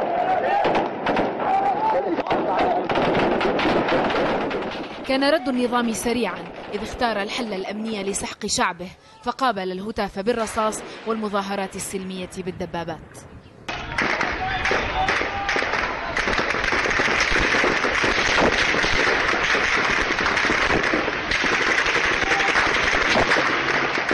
وزج بالجيش من جديد في الصراع مع معارضيه لإعادة السيطرة على البلاد بالحديد والنار، فغزا أفراده شوارع المدن السورية واحتل بدباباته قراها، وقتل جنده إخوتهم من السوريين ورموا البلاد في غيابة المجهول. في منكم ناس في عندها أسر وشرف لا تقوسوا، في إخوانكم وأخواتكم كمان ببلدكم نفس الشيء بصير معاهم، في إخوانكم وأخواتكم أمك وأبوك وابنك نفس الشيء عم بصير معه هناك. لا تفكر لحالك عايش على الدنيا بتسع إلك ولي، تسع الناس كلها، ما حدا أعطاك الحق إنك تستفرد كل شيء. أنا مجند أريد القشعمي، بخدم بالجيش العربي السوري، سوري الجنسية، بالحرس الجمهوري، بالقيادة بقاسيون. استجاب بعض العسكريين لنداء أبناء جلدتهم الثائرين، إذ لم تكن هذه المعركة التي أعدوا لها طويلا ولا هذا ما أقسموا عليه، فحين بات الخيار قاسيا ما بين الانشقاق عن النظام وجيشه أو الانسلاخ عن أهلهم وضمائرهم، اختاروا الأصعب، اختاروا الانشقاق. نترحم على أرواح شهدائنا الأبرار عسكريين ومدنيين. أنا المقدم حسين هرموش من ملاك الفرقة 11 قيادة الفرقة. أعلن انشقاقي عن الجيش وانضمامي إلى صفوف شباب سوريا مع عدد من عناصر الجيش العربي السوري الحر. في 10 من يونيو عام 2011 أعلن المقدم حسين الهرموش انشقاقه عن الجيش وتشكيل ما عرف بحركة لواء الضباط الأحرار، النواة العسكرية الثورية الأولى، فتداعى عدد من العسكريين لنداء الهرموش الذي كسر حاجز الخوف، وتسارعت بعدها وتيرة الانشقاق. تحية إلى روح شهداء سوريا الأحرار، شهداء الحرية والكرامة. أعلن وبكل جرأة ولا أخاف في الله لومة لائم انشقاقي عن الحرس الجمهوري والجيش القاتل. أعلن انشقاقي عن الجيش العربي السوري وانضمامي إلى لواء الضباط الأحرار. إلى أن قام العقيد رياض موسى الأسعد بالإعلان عن انشقاقه كأعلى رتبة عسكرية في الجيش السوري. أعلن انشقاقي من الجيش العربي السوري بسبب الممارسات القمعية لقيادة الجيش العربي السوري للمدنيين وتصرفات بعض القادة العسكريين بممارسة الضغوط على الضباط وصف الضباط وعسكريين الذين لديهم شعور. ومن تركيا تبنى تأسيس ما سمي بالجيش السوري الحر في يوليو تموز عام 2011.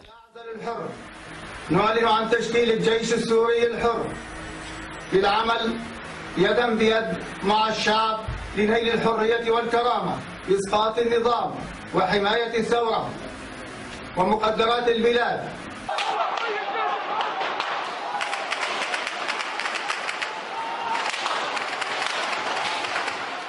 أمعن الجيش النظامي في استخدام القوة ضد المدنيين، وتزايدت أعداد القتلى في صفوف المتظاهرين، مما دعا المنشقين العسكريين والمسلحين من المدنيين إلى تشكيل مجموعات تحت راية الجيش الحر انتشرت في شتى المحافظات التي عمها الحراك الثوري، وكان هدفها رد الاعتداء عن المدنيين وحماية المتظاهرين. تحت راية الجيش السوري الحر ونعاهد الله والشعب بأن نبقى على العهد حتى النصر والشهادة. اتسعت رقعة انتشار المنشقين، واستلم بعض منهم قيادة بعض الكتائب والفصائل الهجينة التابعة للجيش الحر، فكانت قيادتها من المنشقين وقوامها يجمع بين العسكريين والمدنيين المسلحين. تحية إجلال وإكبار لأرواح شهدائنا الأبرار والرحمة والمغفرة لهم. كانت البداية مع كتيبة الفاروق التي تأسست وانطلقت من مدينة حمص، حيث تعتبر أولى الفرق العسكرية الثورية. أصبحت تقصف هذا الحي إلا أن المعركة مع الجيش النظامي ظلت غير متكافئة، خاصة مع تعدد الجبهات ونقاط الاشتباكات المفتوحة بين الطرفين. فعتاد الجيش الحر لم يتجاوز في غالبه السلاح الخفيف والمتوسط أحيانا، والذي كان المشقون يحصلون عليه من استيلائهم على حواجز الجيش النظامي ومخازن أسلحته. ومع غياب التكافؤ في القوة والعدد والعتاد، وجه قادة كتائب الجيش الحر نداء إلى دول المنطقة والمجتمع الدولي بضرورة فتح باب التمويل.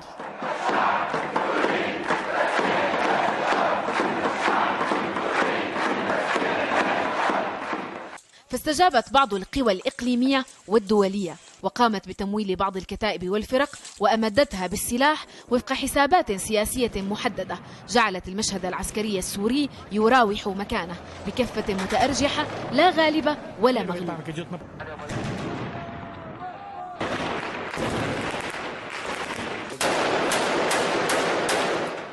لا شك أن التمويل متعدد الأطراف للمجالس العسكرية والثورية حافظ على صمودها في ساحات المعارك، إلا أنه ساهم أيضا في تشتت الولاءات واختلاف التبعية والرايات، ما أنذر بتدهور الوضع العسكري. فبدأ التداعي إلى تشكيل هيئة عسكرية توحد الصفوف وتصحح المسار. فجاء الإعلان عن تأسيس قيادة مشتركة لجميع هذه المجالس العسكرية والثورية في نهاية سبتمبر عام 2012. اجتمعنا لنوحد الصفوف، عسكريين ومدنيين، نساء ورجال وأطفال، من أجل أن ننتصر على هذا الظالم الطاغية. لم يكتب للقيادة المشتركة النجاح فيما أسست لأجله، فلجأت المعارضة السياسية السورية الممثلة بالائتلاف الوطني إلى إنشاء مظلة عسكرية جامعة جديدة تحت مسمى قيادة الأركان، ينضوي تحت لوائها كل من حمل السلاح من عسكريين ومدنيين سعيا لتنظيم تلقي الدعم الدولي وتوزيعه على هذه الكيانات.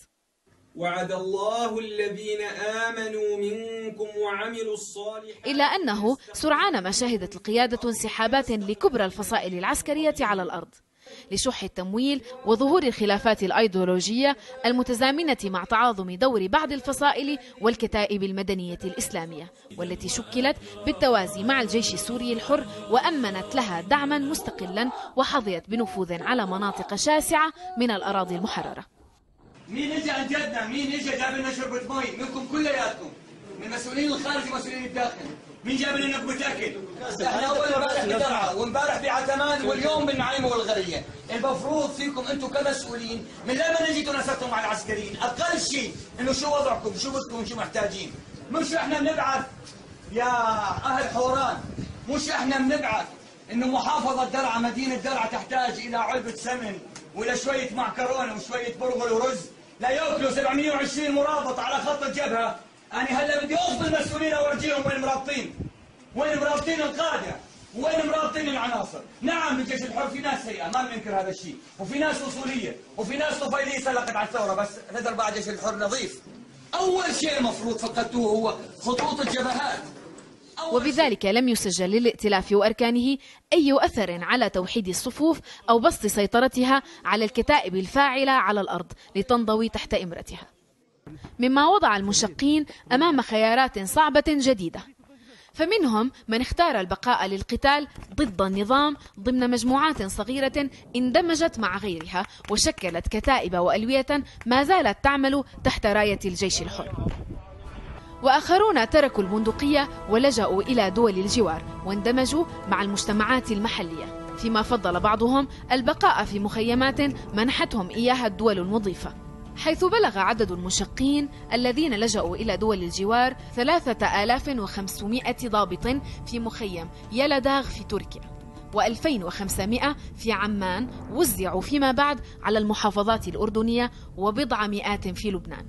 في ظل انحسار الانشقاق بسبب الظروف العصيبة التي رافقت نشأة الجيش الحر وما تبعها، بات عصيا إحصاء العدد الفعلي للمشقين العسكريين، وانعكست فوضى المشهد العسكري السوري حتى على الأرقام. فحسب مصادر مقربة من وزارة الدفاع، قدر عدد المنشقين من العسكريين فقط ب120,000 عسكري، فيما صرح أحد قياديي هيئة الأركان التابعة للحكومة السورية المؤقتة بأن عدد المنشقين من الجيش والشرطة يتراوح بين 50 إلى 80 ألف. وبالنظر إلى هذه الأعداد ومقارنتها مع آخر إحصاءات مركز بيت الخبرة السوري للدراسات حول عدد أفراد الجيش النظامي السوري، حيث بلغ عدد منتسبيه 450 ألف عسكري، نجد أن الانشقاق لم يرقى ليصبح ظاهرة يعول عليها.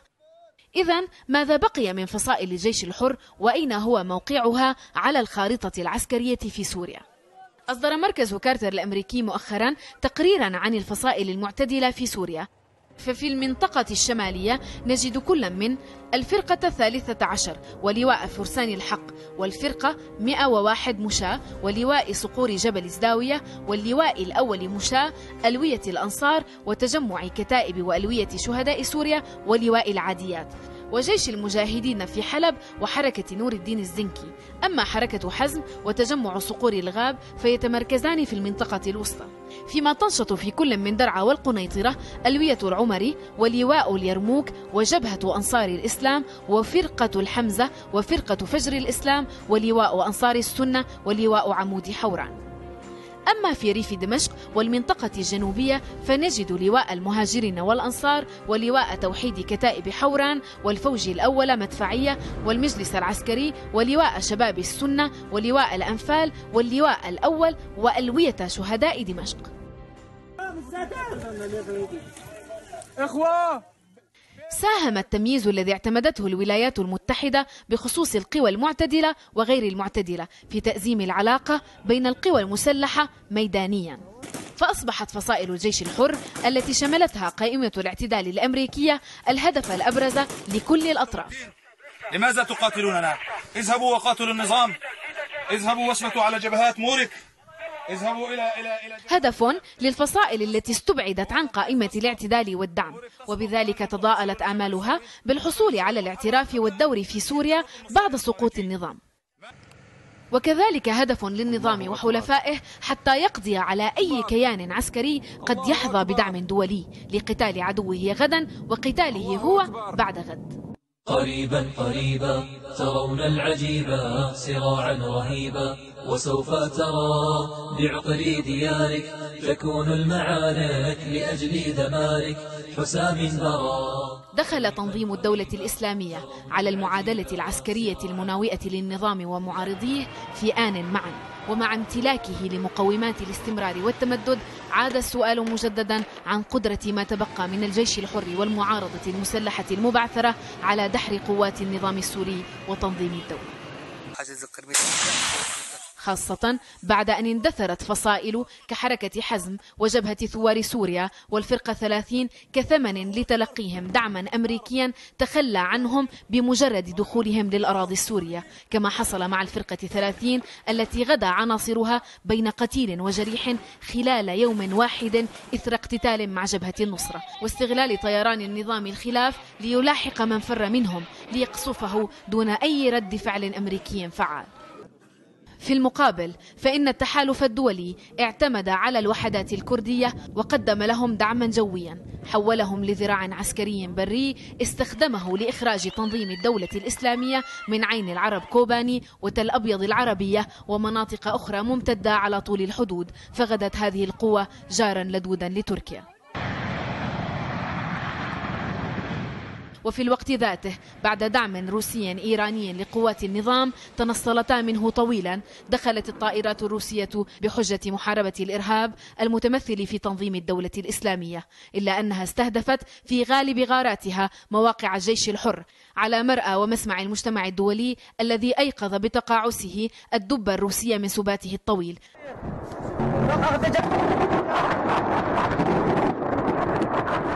فغدت سوريا قبلة لتهافت كبريات الدول لتنال من شرف الحرب على الإرهاب أي نصيب يضعه ساستها في برامجهم الانتخابية أو لتضمن مكاسبها الاقتصادية والسياسية في المنطقة.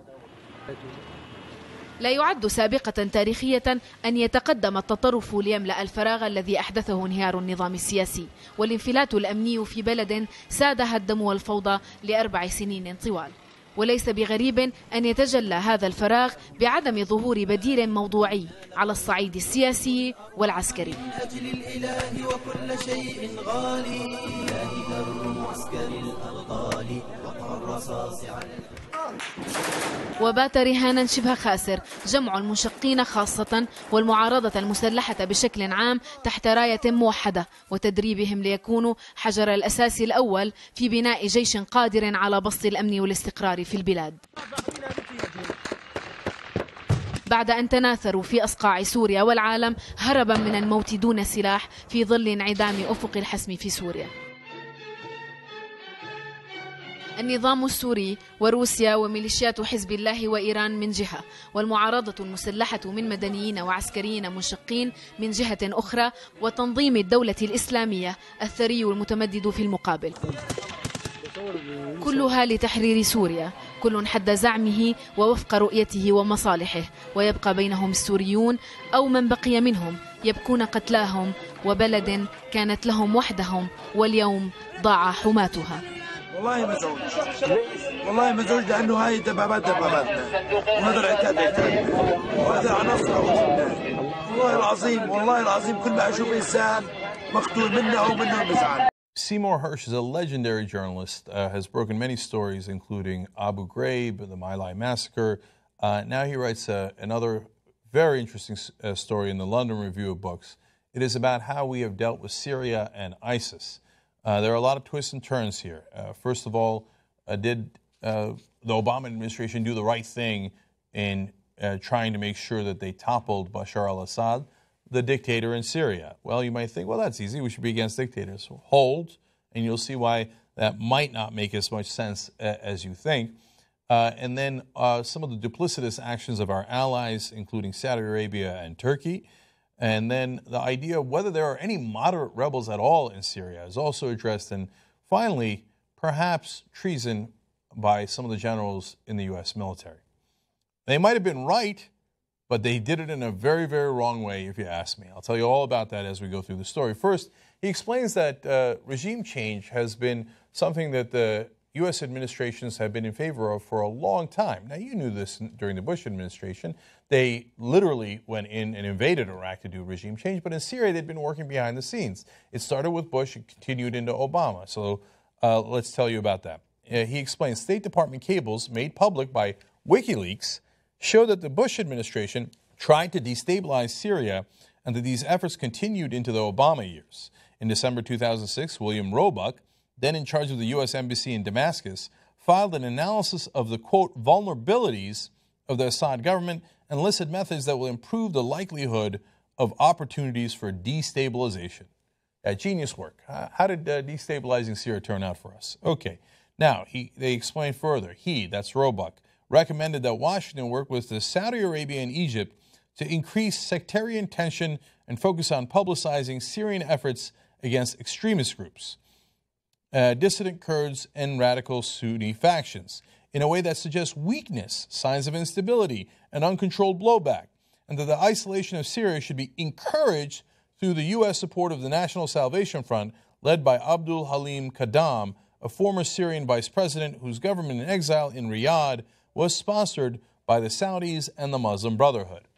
So what Roebuck is saying is, okay, we got this great idea, let's destabilize Syria, let's create dissension there, create blowback there, and then support the Muslim Brotherhood in going in there and destabilizing Syria and attacking Assad and trying to topple him.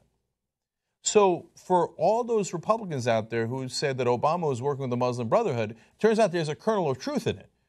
But you know who started that back in 2006? George W. Bush, working with the Muslim Brotherhood. By the way, it wasn't a good idea when Bush did it. It wasn't a good idea when Obama did it. And the idea was that's okay. They're Sunni, so they're friendly with our allies, Saudi Arabia, Turkey, etc. Assad is allies with the Shia, and that's Iran, and some also the Iraqi government we helped impose. Oops, right? But we don't like Iran. Israel doesn't like Iran. Turkey doesn't like Iran. They don't like the Shia power in Syria. If they topple it, look, all our allies win. We win. So let's work with the Muslim Brotherhood. Now, have we learned nothing? And the answer to that, of course, is yes, we have learned nothing. We supported Sunnis called the Mujahideen in Afghanistan, and they turned out to be Taliban and Al-Qaeda later. Learned nothing from it. Now, he goes on to explain what's happening today. Turns out the military realized, it's not such a great idea. The military's resistance dates back to the summer of 2013, when a highly classified assessment put together by the Defense Intelligence Agency and the Joint Chiefs of Staff, then led by General Martin Dempsey, forecast that the fall of the Assad regime would lead to chaos and potentially to Syria's takeover by jihadi extremists, much as was then happening in Libya. Well, by the time we woke up in 2013, it turns out the generals kind of got it right. That is partly what was happening. Now, what they did about it was clearly not right. Again, if you ask me, and I'll get to that in a minute. But they explained that the CIA had been conspiring for more than a year with allies in the UK, Saudi Arabia, and Qatar to ship guns and goods to be used for the overthrow of Assad from Libya via Turkey into Syria. By the way, via Libya. You know what city in Libya they used, the CIA used to ship those arms to the Muslim Brotherhood and others fighting against Assad? Benghazi.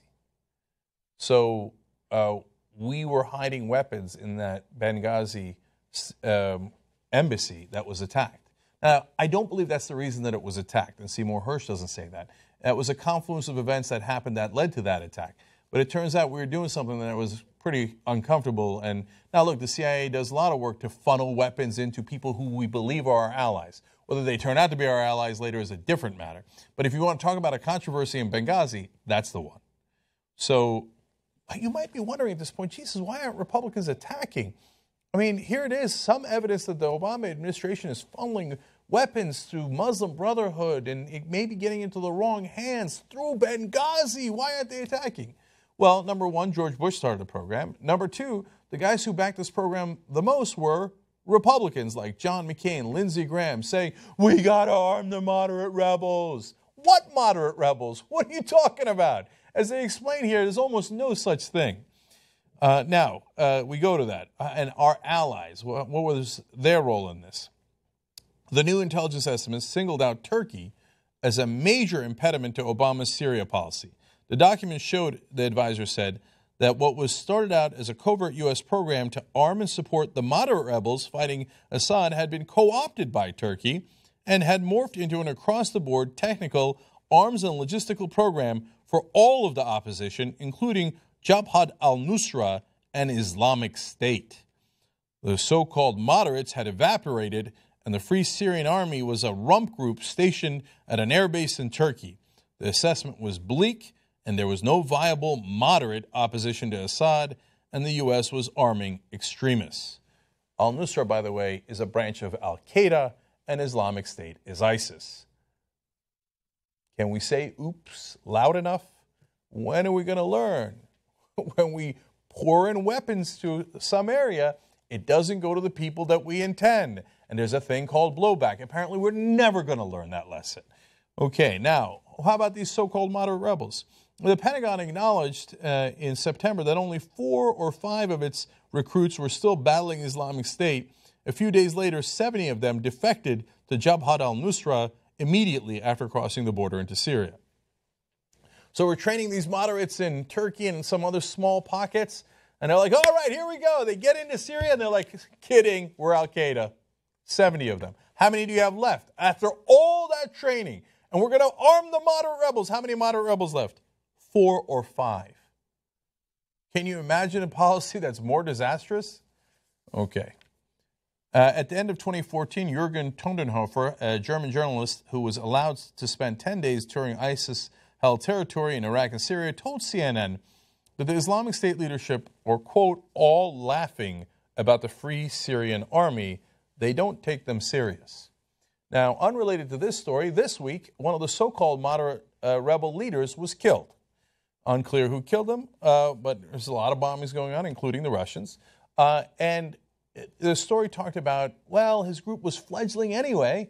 Why? Because they couldn't get funding from the Saudis. The Saudis were funneling most of their money throughout this venture to al-Nusra, the Al-Qaeda affiliate, and ISIS. Now, the Saudis have realized their mistake. Oh, no, we created a Frankenstein, and it turns out ISIS isn't just going to battle our enemies. They want to take over Saudi Arabia. They want to battle us. To which I say, of course, of course. How many Frankensteins do you have to create before you realize sometimes they ransack the village? So they've woken up to that, but a little and way too late. Now, Sy Hersh continues to explain, American intelligence had accumulated intercept and human intelligence demonstrating that the Erdogan government in Turkey had been supporting Jabhat al-Nusra for years and was now doing the same for Islamic State. Oops. That's our top ally in the region, or one of our top allies, and the second largest army in NATO. Oh, well. Now, they explain, if the American public saw the intelligence, this is, by the way, one of our top generals, Flynn, who recently retired and spoke out against what the administration was doing. He said, if the American public saw the intelligence we were producing daily, the most sensitive level, they would go ballistic. We understood ISIS's long-term strategy and its campaign plans, and we also discussed the fact that Turkey was looking the other way when it came to the growth of the Islamic State inside Syria. The DIA is reporting, that's the Defense Intelligence Agency, he said, quote, got enormous pushback from the Obama administration. I felt that they did not want to hear the truth. Okay. So now, is it fair to say Obama's strategy of arming the so-called moderate rebels, the McCain-Obama strategy, so Republicans agree? Again, I thought we had no bipartisanship in Washington. That's not true. There's always bipartisanship when it involves spending more money to political donors. What political donors? Hello, the defense contractors make a ton of money from this. Their boys in Washington are people like McCain and Graham, but apparently Obama as well. So they say, oh, yeah, arm the rebels. But trust me, they're moderates. So that was a foolhardy strategy. And had I known all the details at the time, and nearly impossible to have the same sources that Seymour Hersh has, and he comes out with a story years later, would I have said, hey, let's be a little cautious here? Yes. In fact, on the program, I've been saying for a long time. Now, we've had many interesting discussions and debates about what we should do with Syria, and that's not an easy question. And at times I thought the Assad government was so disastrous, and he's killed hundreds of thousands of people in Syria. So it's not an unworthy effort to try to topple them. I get that. But we have said all along on the program, what moderate rebels? In the middle of a vicious civil war, you're going to find moderates to arm? We should be very careful about who we send weapons to. Okay. Now, that is a different question as to whether it was the right policy than the question of whether the U.S. generals should follow it. We live in a democracy. Our president is the commander-in-chief. Yes, the generals are supposed to follow their orders. Well, as it turns out, they decided not really. They decided to circumvent him in a way that I believe does border on treason. Will anything be done about it? No, I'll tell you why they won't do anything at the end. But let's give you the details now. They said, our policy, this is former Joint Chief Staff Advisor. He said, our policy of arming the opposition to Assad was unsuccessful and actually having a negative impact. The Joint Chiefs believe that Assad should not be replaced by fundamentalists.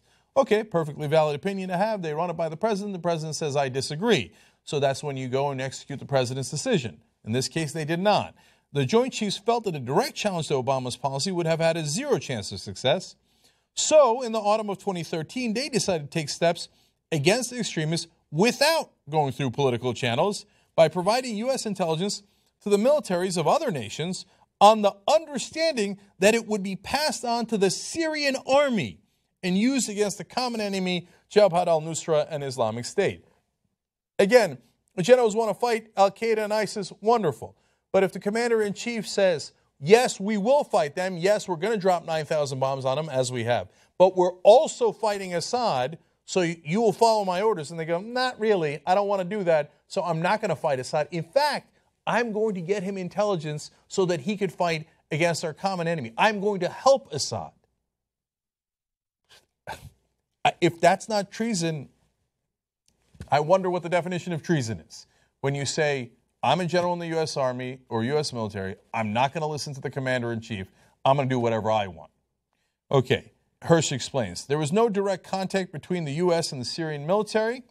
Instead, the advisor said, quote, we provided the information, including long-range analysis on Syria's future, put together by contractors or one of our war colleges, and these countries could do it with what they chose, including sharing it with Assad. We were saying to the Germans and the others, here's some information, and that's pretty interesting, and our interest is mutual. End of conversation. You think you're being clever. I don't think it's clever at all. I think it's obvious what you're doing, which is helping the Syrian dictator Bashar al-Assad, which your commander-in-chief told you not to do. So we go further. The former Joint Chiefs of Staff advisor says, we worked with the Turks we trusted who were not loyal to Erdogan, got them to ship the jihadists in Syria all the obsolete weapons in the arsenal, including M1 carbines that hadn't been seen since the Korean War, and lots of Soviet arms. It was a message Assad could understand. Quote, we have the power to diminish a presidential policy in its tracks. So this is the deal that they had set up with Assad, behind the president's back. They said, hey, we're going to get you the intelligence you need, trust us, we're going to get it to you through the Germans and the other allies that we have. And one of the ways that we're going to give you an assurance is instead of funneling good weapons, as we have been through Turkey, now we're going to send crap weapons to your opponents, and it's basically going to blow up on them. So that is a sign of good faith that you can trust the U.S. generals to be on your side, even though our president says we should be fighting against you. That is a direct betrayal. Okay, so the JCS, Joint Chiefs, could conclude that something beneficial would arise from it, but it was a military-to-military thing, and not some sort of sinister Joint Chiefs plot to go around Obama and support Assad. It was a lot cleverer than that. If Assad remains in power, it will not be because we did it. It's because he was smart enough to use the intelligence and sound tactical advice we provided to others. No, you can say that all you want, and that's that advisor talking. That's part of the Joint Chiefs. But that is exactly what it is. You admitted that it was a plot to go around Obama to provide intelligence to our enemies. Now, I know Syria's complicated, and if you had me in that room and trying to decide if you guys were right, I might have agreed with you. But that's not the situation. We live in a democracy. You had a commander-in-chief. He did not agree with you. He agrees with you that we should fight ISIS, but he does not agree with you that we should leave Assad alone. He thinks we should fight both. It is not incumbent upon you to make an opposite decision and to go against the commander-in-chief behind his back. That's not cleverer. That's treason. Now, Seymour Hersh never says that word, doesn't talk about it at all, doesn't even imply it. I'm reading his article. You can read his own article. We'll have the link at the bottom of this video and make your own conclusion. But this is not how a democracy is supposed to be conducted. So if the generals today decide that they're going to oppose Obama for good reasons, what else can they decide? I mean, they're the ones with the guns, right? They have all the weapons. Can they decide, well, we're going to decide not to listen to the president a little more and then a little more. And then if we really don't like the president, what else can we decide? There's a reason why we don't do it that way in this country. I see our democracy slipping away from us. This is bad news on both fronts. It's bad news that I think the Bush and Obama administration made the wrong decisions here. But it's much worse news that the generals took it upon themselves to disagree with those administrations and then to take action counter to our interests, counter to what the commander-in-chief says, and to aid our enemies. That is not anywhere near acceptable. Will there be any consequences? No. Because if Obama were to publicize this and say, how dare you, and actually go to impose consequences upon the generals would say, hey, look, we thought you were funneling weapons to Al-Qaeda and ISIS. You want to bring that out in public? You want to have a debate about that? Well, Obama doesn't want to have that debate, so he won't do a damn thing about this. But it isn't about Obama. It's about our form of government. Somebody should do something about it, but unfortunately, as usual, they won't, and this will continue to build.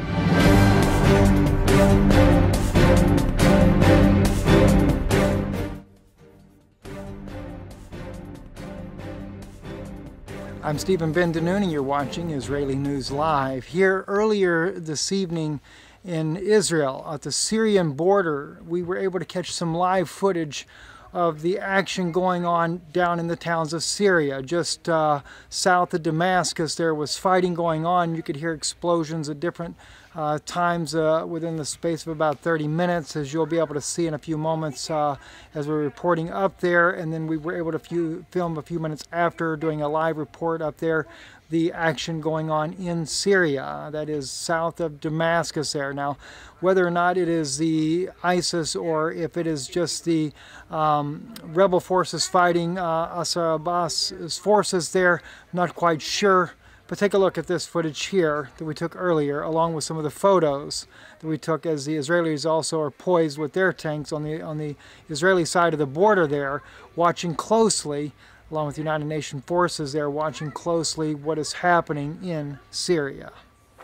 Shalom Chavrim, I'm Stephen Ben Danoon, and you are watching Israeli News Live. We are live here at Mount Ben Tal, atop here, overlooking Damascus, the Syrian city that the biblical account clearly says that this city will be no more. It'll be no more inhabited. It'll be totally wiped off of the face of the earth.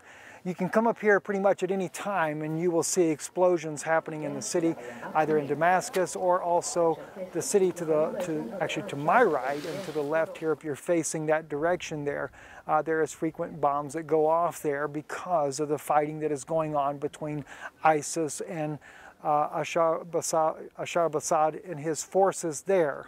Also the different Taliban forces that are fighting in this country as well. It is constantly under civil unrest. In the valley below, we have Israeli tanks that are staged in different areas, as well as we have on the mountain here, we have United Nations forces, observer forces here that is watching Damascus with telescopes to see the events that are taking place in the city below. I'm Stephen Ben Danoon with Israeli News Live, atop Mount Ben Tal. Shalom. If you know my channel, you know that I'm a very long-term, broad, non-linear discussing things and solutions or approaches to problems. And it's a good thing to do so. My follow-up video to the strategic possibility of Russia of using this Paris attack moment in Syria to do peace and to bring back the Syrian refugees. What is the direct, concrete setup, if you like? It be a false flag, an installed Gladio-like thing down there. That's up to the investigative journalists and not to my discussion and not to my channel at the moment, because I'm not investigative, so I'm simply trying to conclude back and to non-linearly process, back estimate and analyze the whole thing out of experience and out of research knowledge of some years or months now, or even my personality or other coming from other fields. So is it possible for Russia to be successful, or is it much more likely that there will be something like an ongoing battle and challenge between Russia and the US? So is this enablement moment, which I've described and discussed for some moments, some weeks, or some weeks ago, I guess it's about 3 weeks ago, and according to the Iran deal, also according to Greece, also according to other things, then is this now leading to some kind of forecastable, to be expected peace down there? A pushback of ISIS, a military defeat of ISIS, so some kind of working together or working closer together or accepting in a different way a regime in Syria which is then changed, or some kind of government which is also Russia friendly, which is possibly not Assad, or maybe Assad with a clear transition. And so is there something like a concrete deal in the end, which I would have suggested and suggested, excuse my bad English, for some weeks now. From my viewpoint, it is, and it's a finished thing in the end, and so it is even a diplomatic, somehow brilliant move. But it is using something very bad and evil, a terror attack, and so this terror attack is setting a different world agenda, which is establishing this anti-terror war for the next, I don't know, month or even years. And so the thing which is good, Russia and its lead down there in Syria, which might really kick out ISIS out of Syria, or at least out of parts of Syria, and somehow doing a peace deal down there with the involvement and now the enablement of the Americans, and especially Obama in its battle, in his inner political battle with the hawks, which has been the crux, I guess, which has been the challenge and which is now reached by that attack, possibly funded by the Americans and the Saudis and directed and guided and supported, or at least enabled, by the French authorities, the French Secret Service, the American and the Saudi Secret Service or other secret services. So it's a somehow done deal, not directly in the responsibility field of Obama maybe or others, or of Putin or of the church backbone, the power structure backbone, but it's still something which is leading to a negative thing and also to a positive thing. If there is a peace, then a peace deal, or something like a military success, how long will this endure would be the crucial question. How will the Saudis react? It's a question I would ask, and I've asked in my German videos, in the last videos. And so I don't see that there is a Saudi happiness about that. And the Saudis pull the triggers. They have the established instruments and leverages to crush markets. And they are crushing markets not only by the oil price, in working together with the Americans, they're also crushing markets simply by selling this, or this, or putting together with American hawks a hint to, for example, a Volkswagen double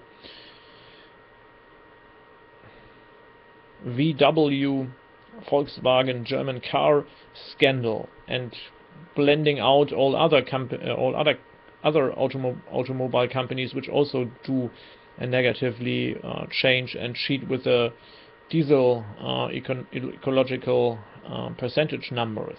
So the Volkswagen scandal has been born, and from the same principle this can be also seen in other fields where the Saudis have a leverage. They have a very strong and broad investment portfolio together with BlackRock and some hawks in the American industry. They can really rock markets and change countries, and Goldman Sachs working together with George Soros and the Saudis, or whatever kind of interest, even if there sometimes seem to be different interests and battling interests. Is it not leading to an end of Europe? Is it not ending Europe in a very slow but consistent manner by changing the landscape, even in Germany, to the more anti-Islamic, anti-terror war supporting right, even if it's pretending to protect libertarian or liberal or French freedom values, if you like, in the old European style. And so it's a Charlie Hebdo follow-up moment in the psychological, sociological wage processes of people of France and Europe and Germany, and by that not so much going to the right. And also it's polarized and split to the questions if countries should take refugees in, and if they're good people, need to help as Christians, and now it's getting cold outside and so on. And so people are polarized and spinned around this dialectic spin out of the attack, if you like, which is resulting from media to a perception chain, is resulting changes in media and in the perception of the people. And so how is this going to end, and how is this going to lead to what kind of change in Europe in the end? And in Syria, I mean, which is obvious is that Bashar al-Assad is not falling. It's obvious that the Russians have their foot down there on the ground in the Middle East, and it's obvious that they will not move, and that they will do even a stronger attack and use this moment, even if the Americans are not in the political and acting operational lead, or will simply have to follow and run after the Russians. So the power of acting now is Russia's new political, I wouldn't say imperative, but it's political, I don't know the word in English for that, or even the word in German, but it's a political lead idea or principle which they have changed from a more waiting period, defensive period in the Ukraine, according to Donbass and the support of the Russians, and waiting for the United Nations moment, and now with ISIS getting into it and unifying and allying themselves with the Americans and going a different path. For how long? And the side effect is that Iran will be rebrought into the whole agenda, not only according to the atomic energy thing, but also according to Syria. And this is something the hawks and the Saudis and the Israelis will not very much love, and it's exactly the only and most likely to be successful, possibly in the possibilities chosen point of time of the Russians when Obama is still in office, and when he's he needs an enablement moment. So the enablement moment is the operational Charlie Hebdo follow-up in We Are Paris with the attacks, their psychological shock stage of the society, which has changed even in, I don't know how many hours, but I guess very immediately, the American foreign policy. And so even some people would say, well, this is all calculated and staged to pull France into an ongoing war. And some say, well, it's a war which is in a competition with the Russians down there, because it's, well, I wouldn't see it. I see it more in a different way, because John Kerry and others restarted negotiations, and so there is a very much high possibility of a deal between the Americans and the Russians, which is more constructive and more concrete. And so the Russians, as they still move on and simply act down there, they may participate the Americans in that, and so they don't have to wait for this tactic which has been very destructive of the Americans blocking everything, because they have now the power of acting, which I've described and criticized according to the Ukraine many times in many videos, which is now not the mistake, at least even if there has some side effects which are negative, from the actual Syria policy of Russia and the Middle East policy. And despite the fact that there's so much things which are not discussed, like the how will Russia be seen in the Middle East and in the Islamic world, which is then rallying after the now by Russia built up Iran, the kingdom country of the south, the countries of the south, if you like, raised up to an opposition later on, which might not be the plan of those in Russia, but anyway. And so there are so many things which must be discussed now, that it's very important that you do more and better content according to what I say and discuss. And please use the search engine and the video column on my YouTube channel, because I have so much videos and so much process breaking up content on my channel that it makes sense to use many or to try many keywords to search content and to do your own content outgoing from my content. So be blessed, and also pray for my family situation, for my mother, which is an ill old person which I have to take care about. Sometimes I interrupt my videos, which you might have seen, and so please pray that God is healing her and is protecting us as a family. And so thanks, and be blessed here from Friesland, and do more and better content.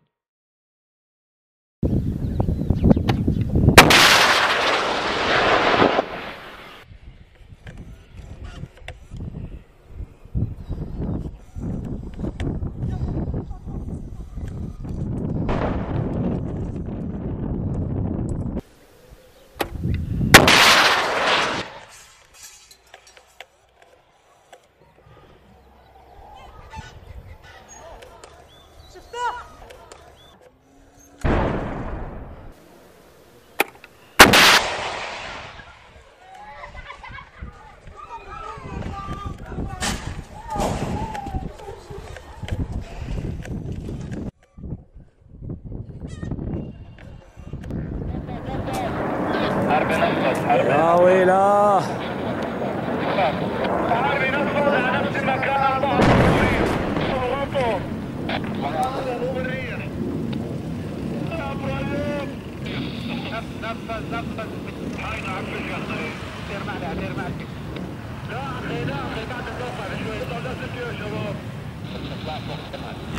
الحرب روسي يا شباب، الحرب روسي ابيض.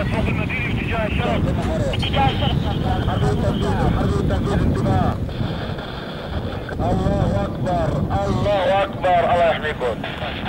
نفذ يا ابراهيم في حد اللي وراك. نفذ ومشرشوح يا شباب. الحرب روسي، الحرب روسي يا شباب ابيض. اللهم اجعلها ارضنا سلاما. انتباه هيدار ثاني تنفيذ، خليكم منتبهين. دوران الحرب على نفس المحور.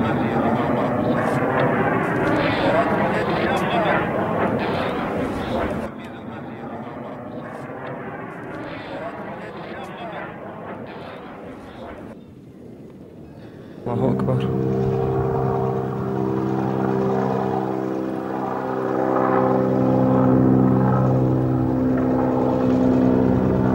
الله أكبر.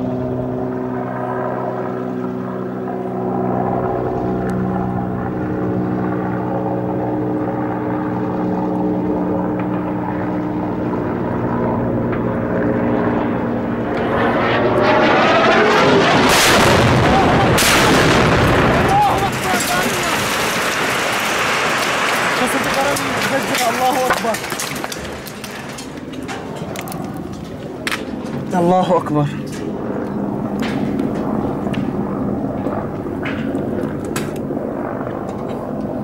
الله أكبر حسبي الله ونعم الوكيل.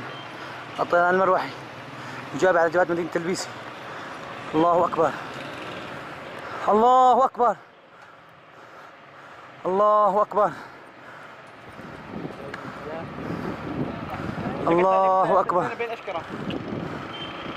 الله أكبر. مدينة تلبيسي الطيران المروحي يجاب على جبهة مدينة تلبيسي. حسبي الله ونعم الوكيل. الله أكبر الله أكبر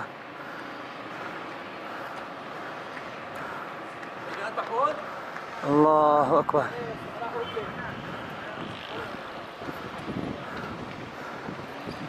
الله أكبر الله أكبر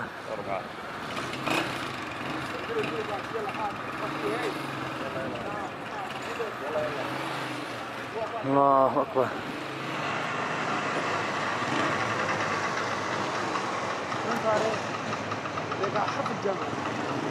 انتباه ممكن يجي معنا الارض. انتباه في وحده مشاهدات نفذ خزيعه بنفذ. الله اكبر بنفذ يا شباب. نفذ شواليك. هذا بنفذ اللي تحت يا شباب. نفذ شواليك انتباه. المروح يا ارضي. المروح مع الارض يا شباب. المروح مع الارض يا شباب. الطيارات عندك يا جوالك مضاد. حرك مضاد. خشك بلا مضاد.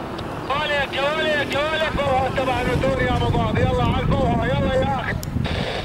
مشروع على موز انتبه على موز مشروع انتبهوا.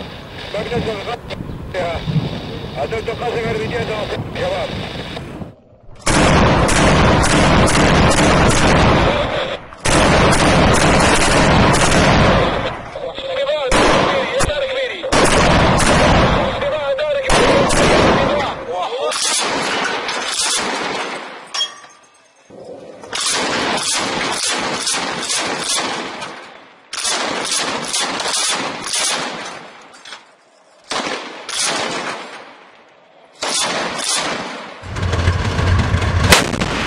الله أكبر.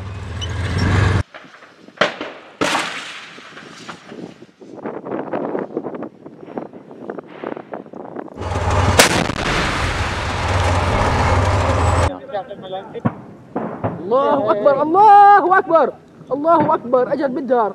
الله أكبر الله أكبر الله أكبر الله أكبر الله أكبر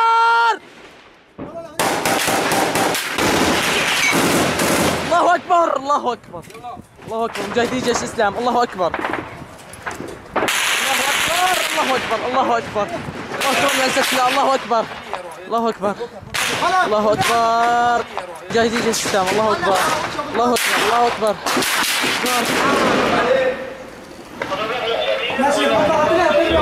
خلينا نطلع أول شيء. لا تزر راسك. يلا الله أكبر. ساعتها بس تضرب من الله أكبر الله أكبر الله أكبر الله أكبر.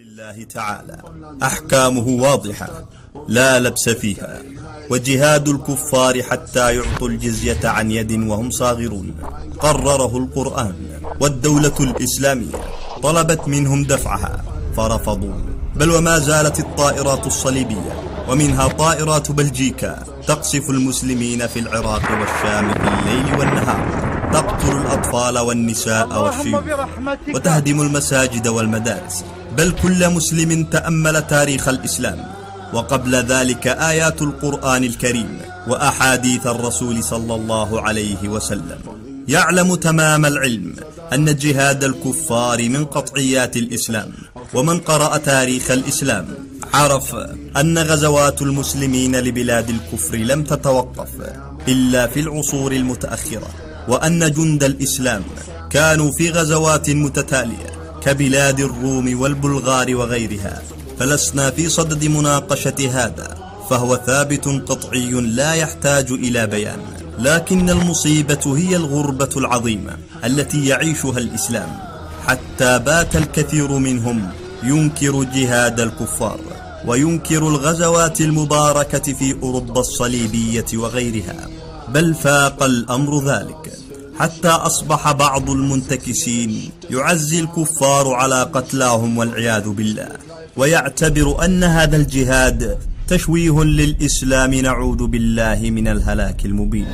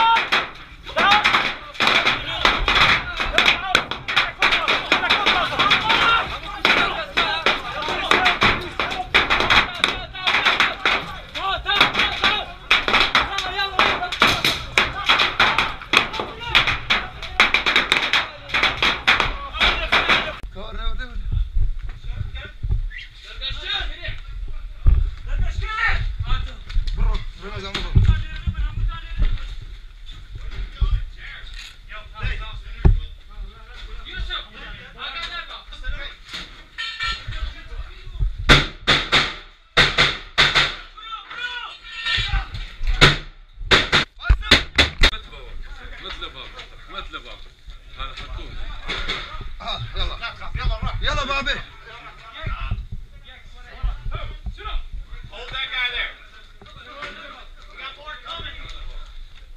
يلا روح.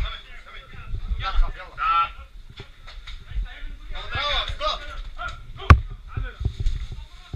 لكن ناخذ رايك كذا. يلا راح. رجال.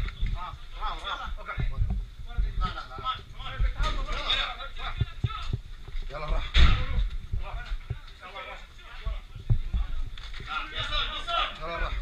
يلا راح. File up. Bravo, دقيقة.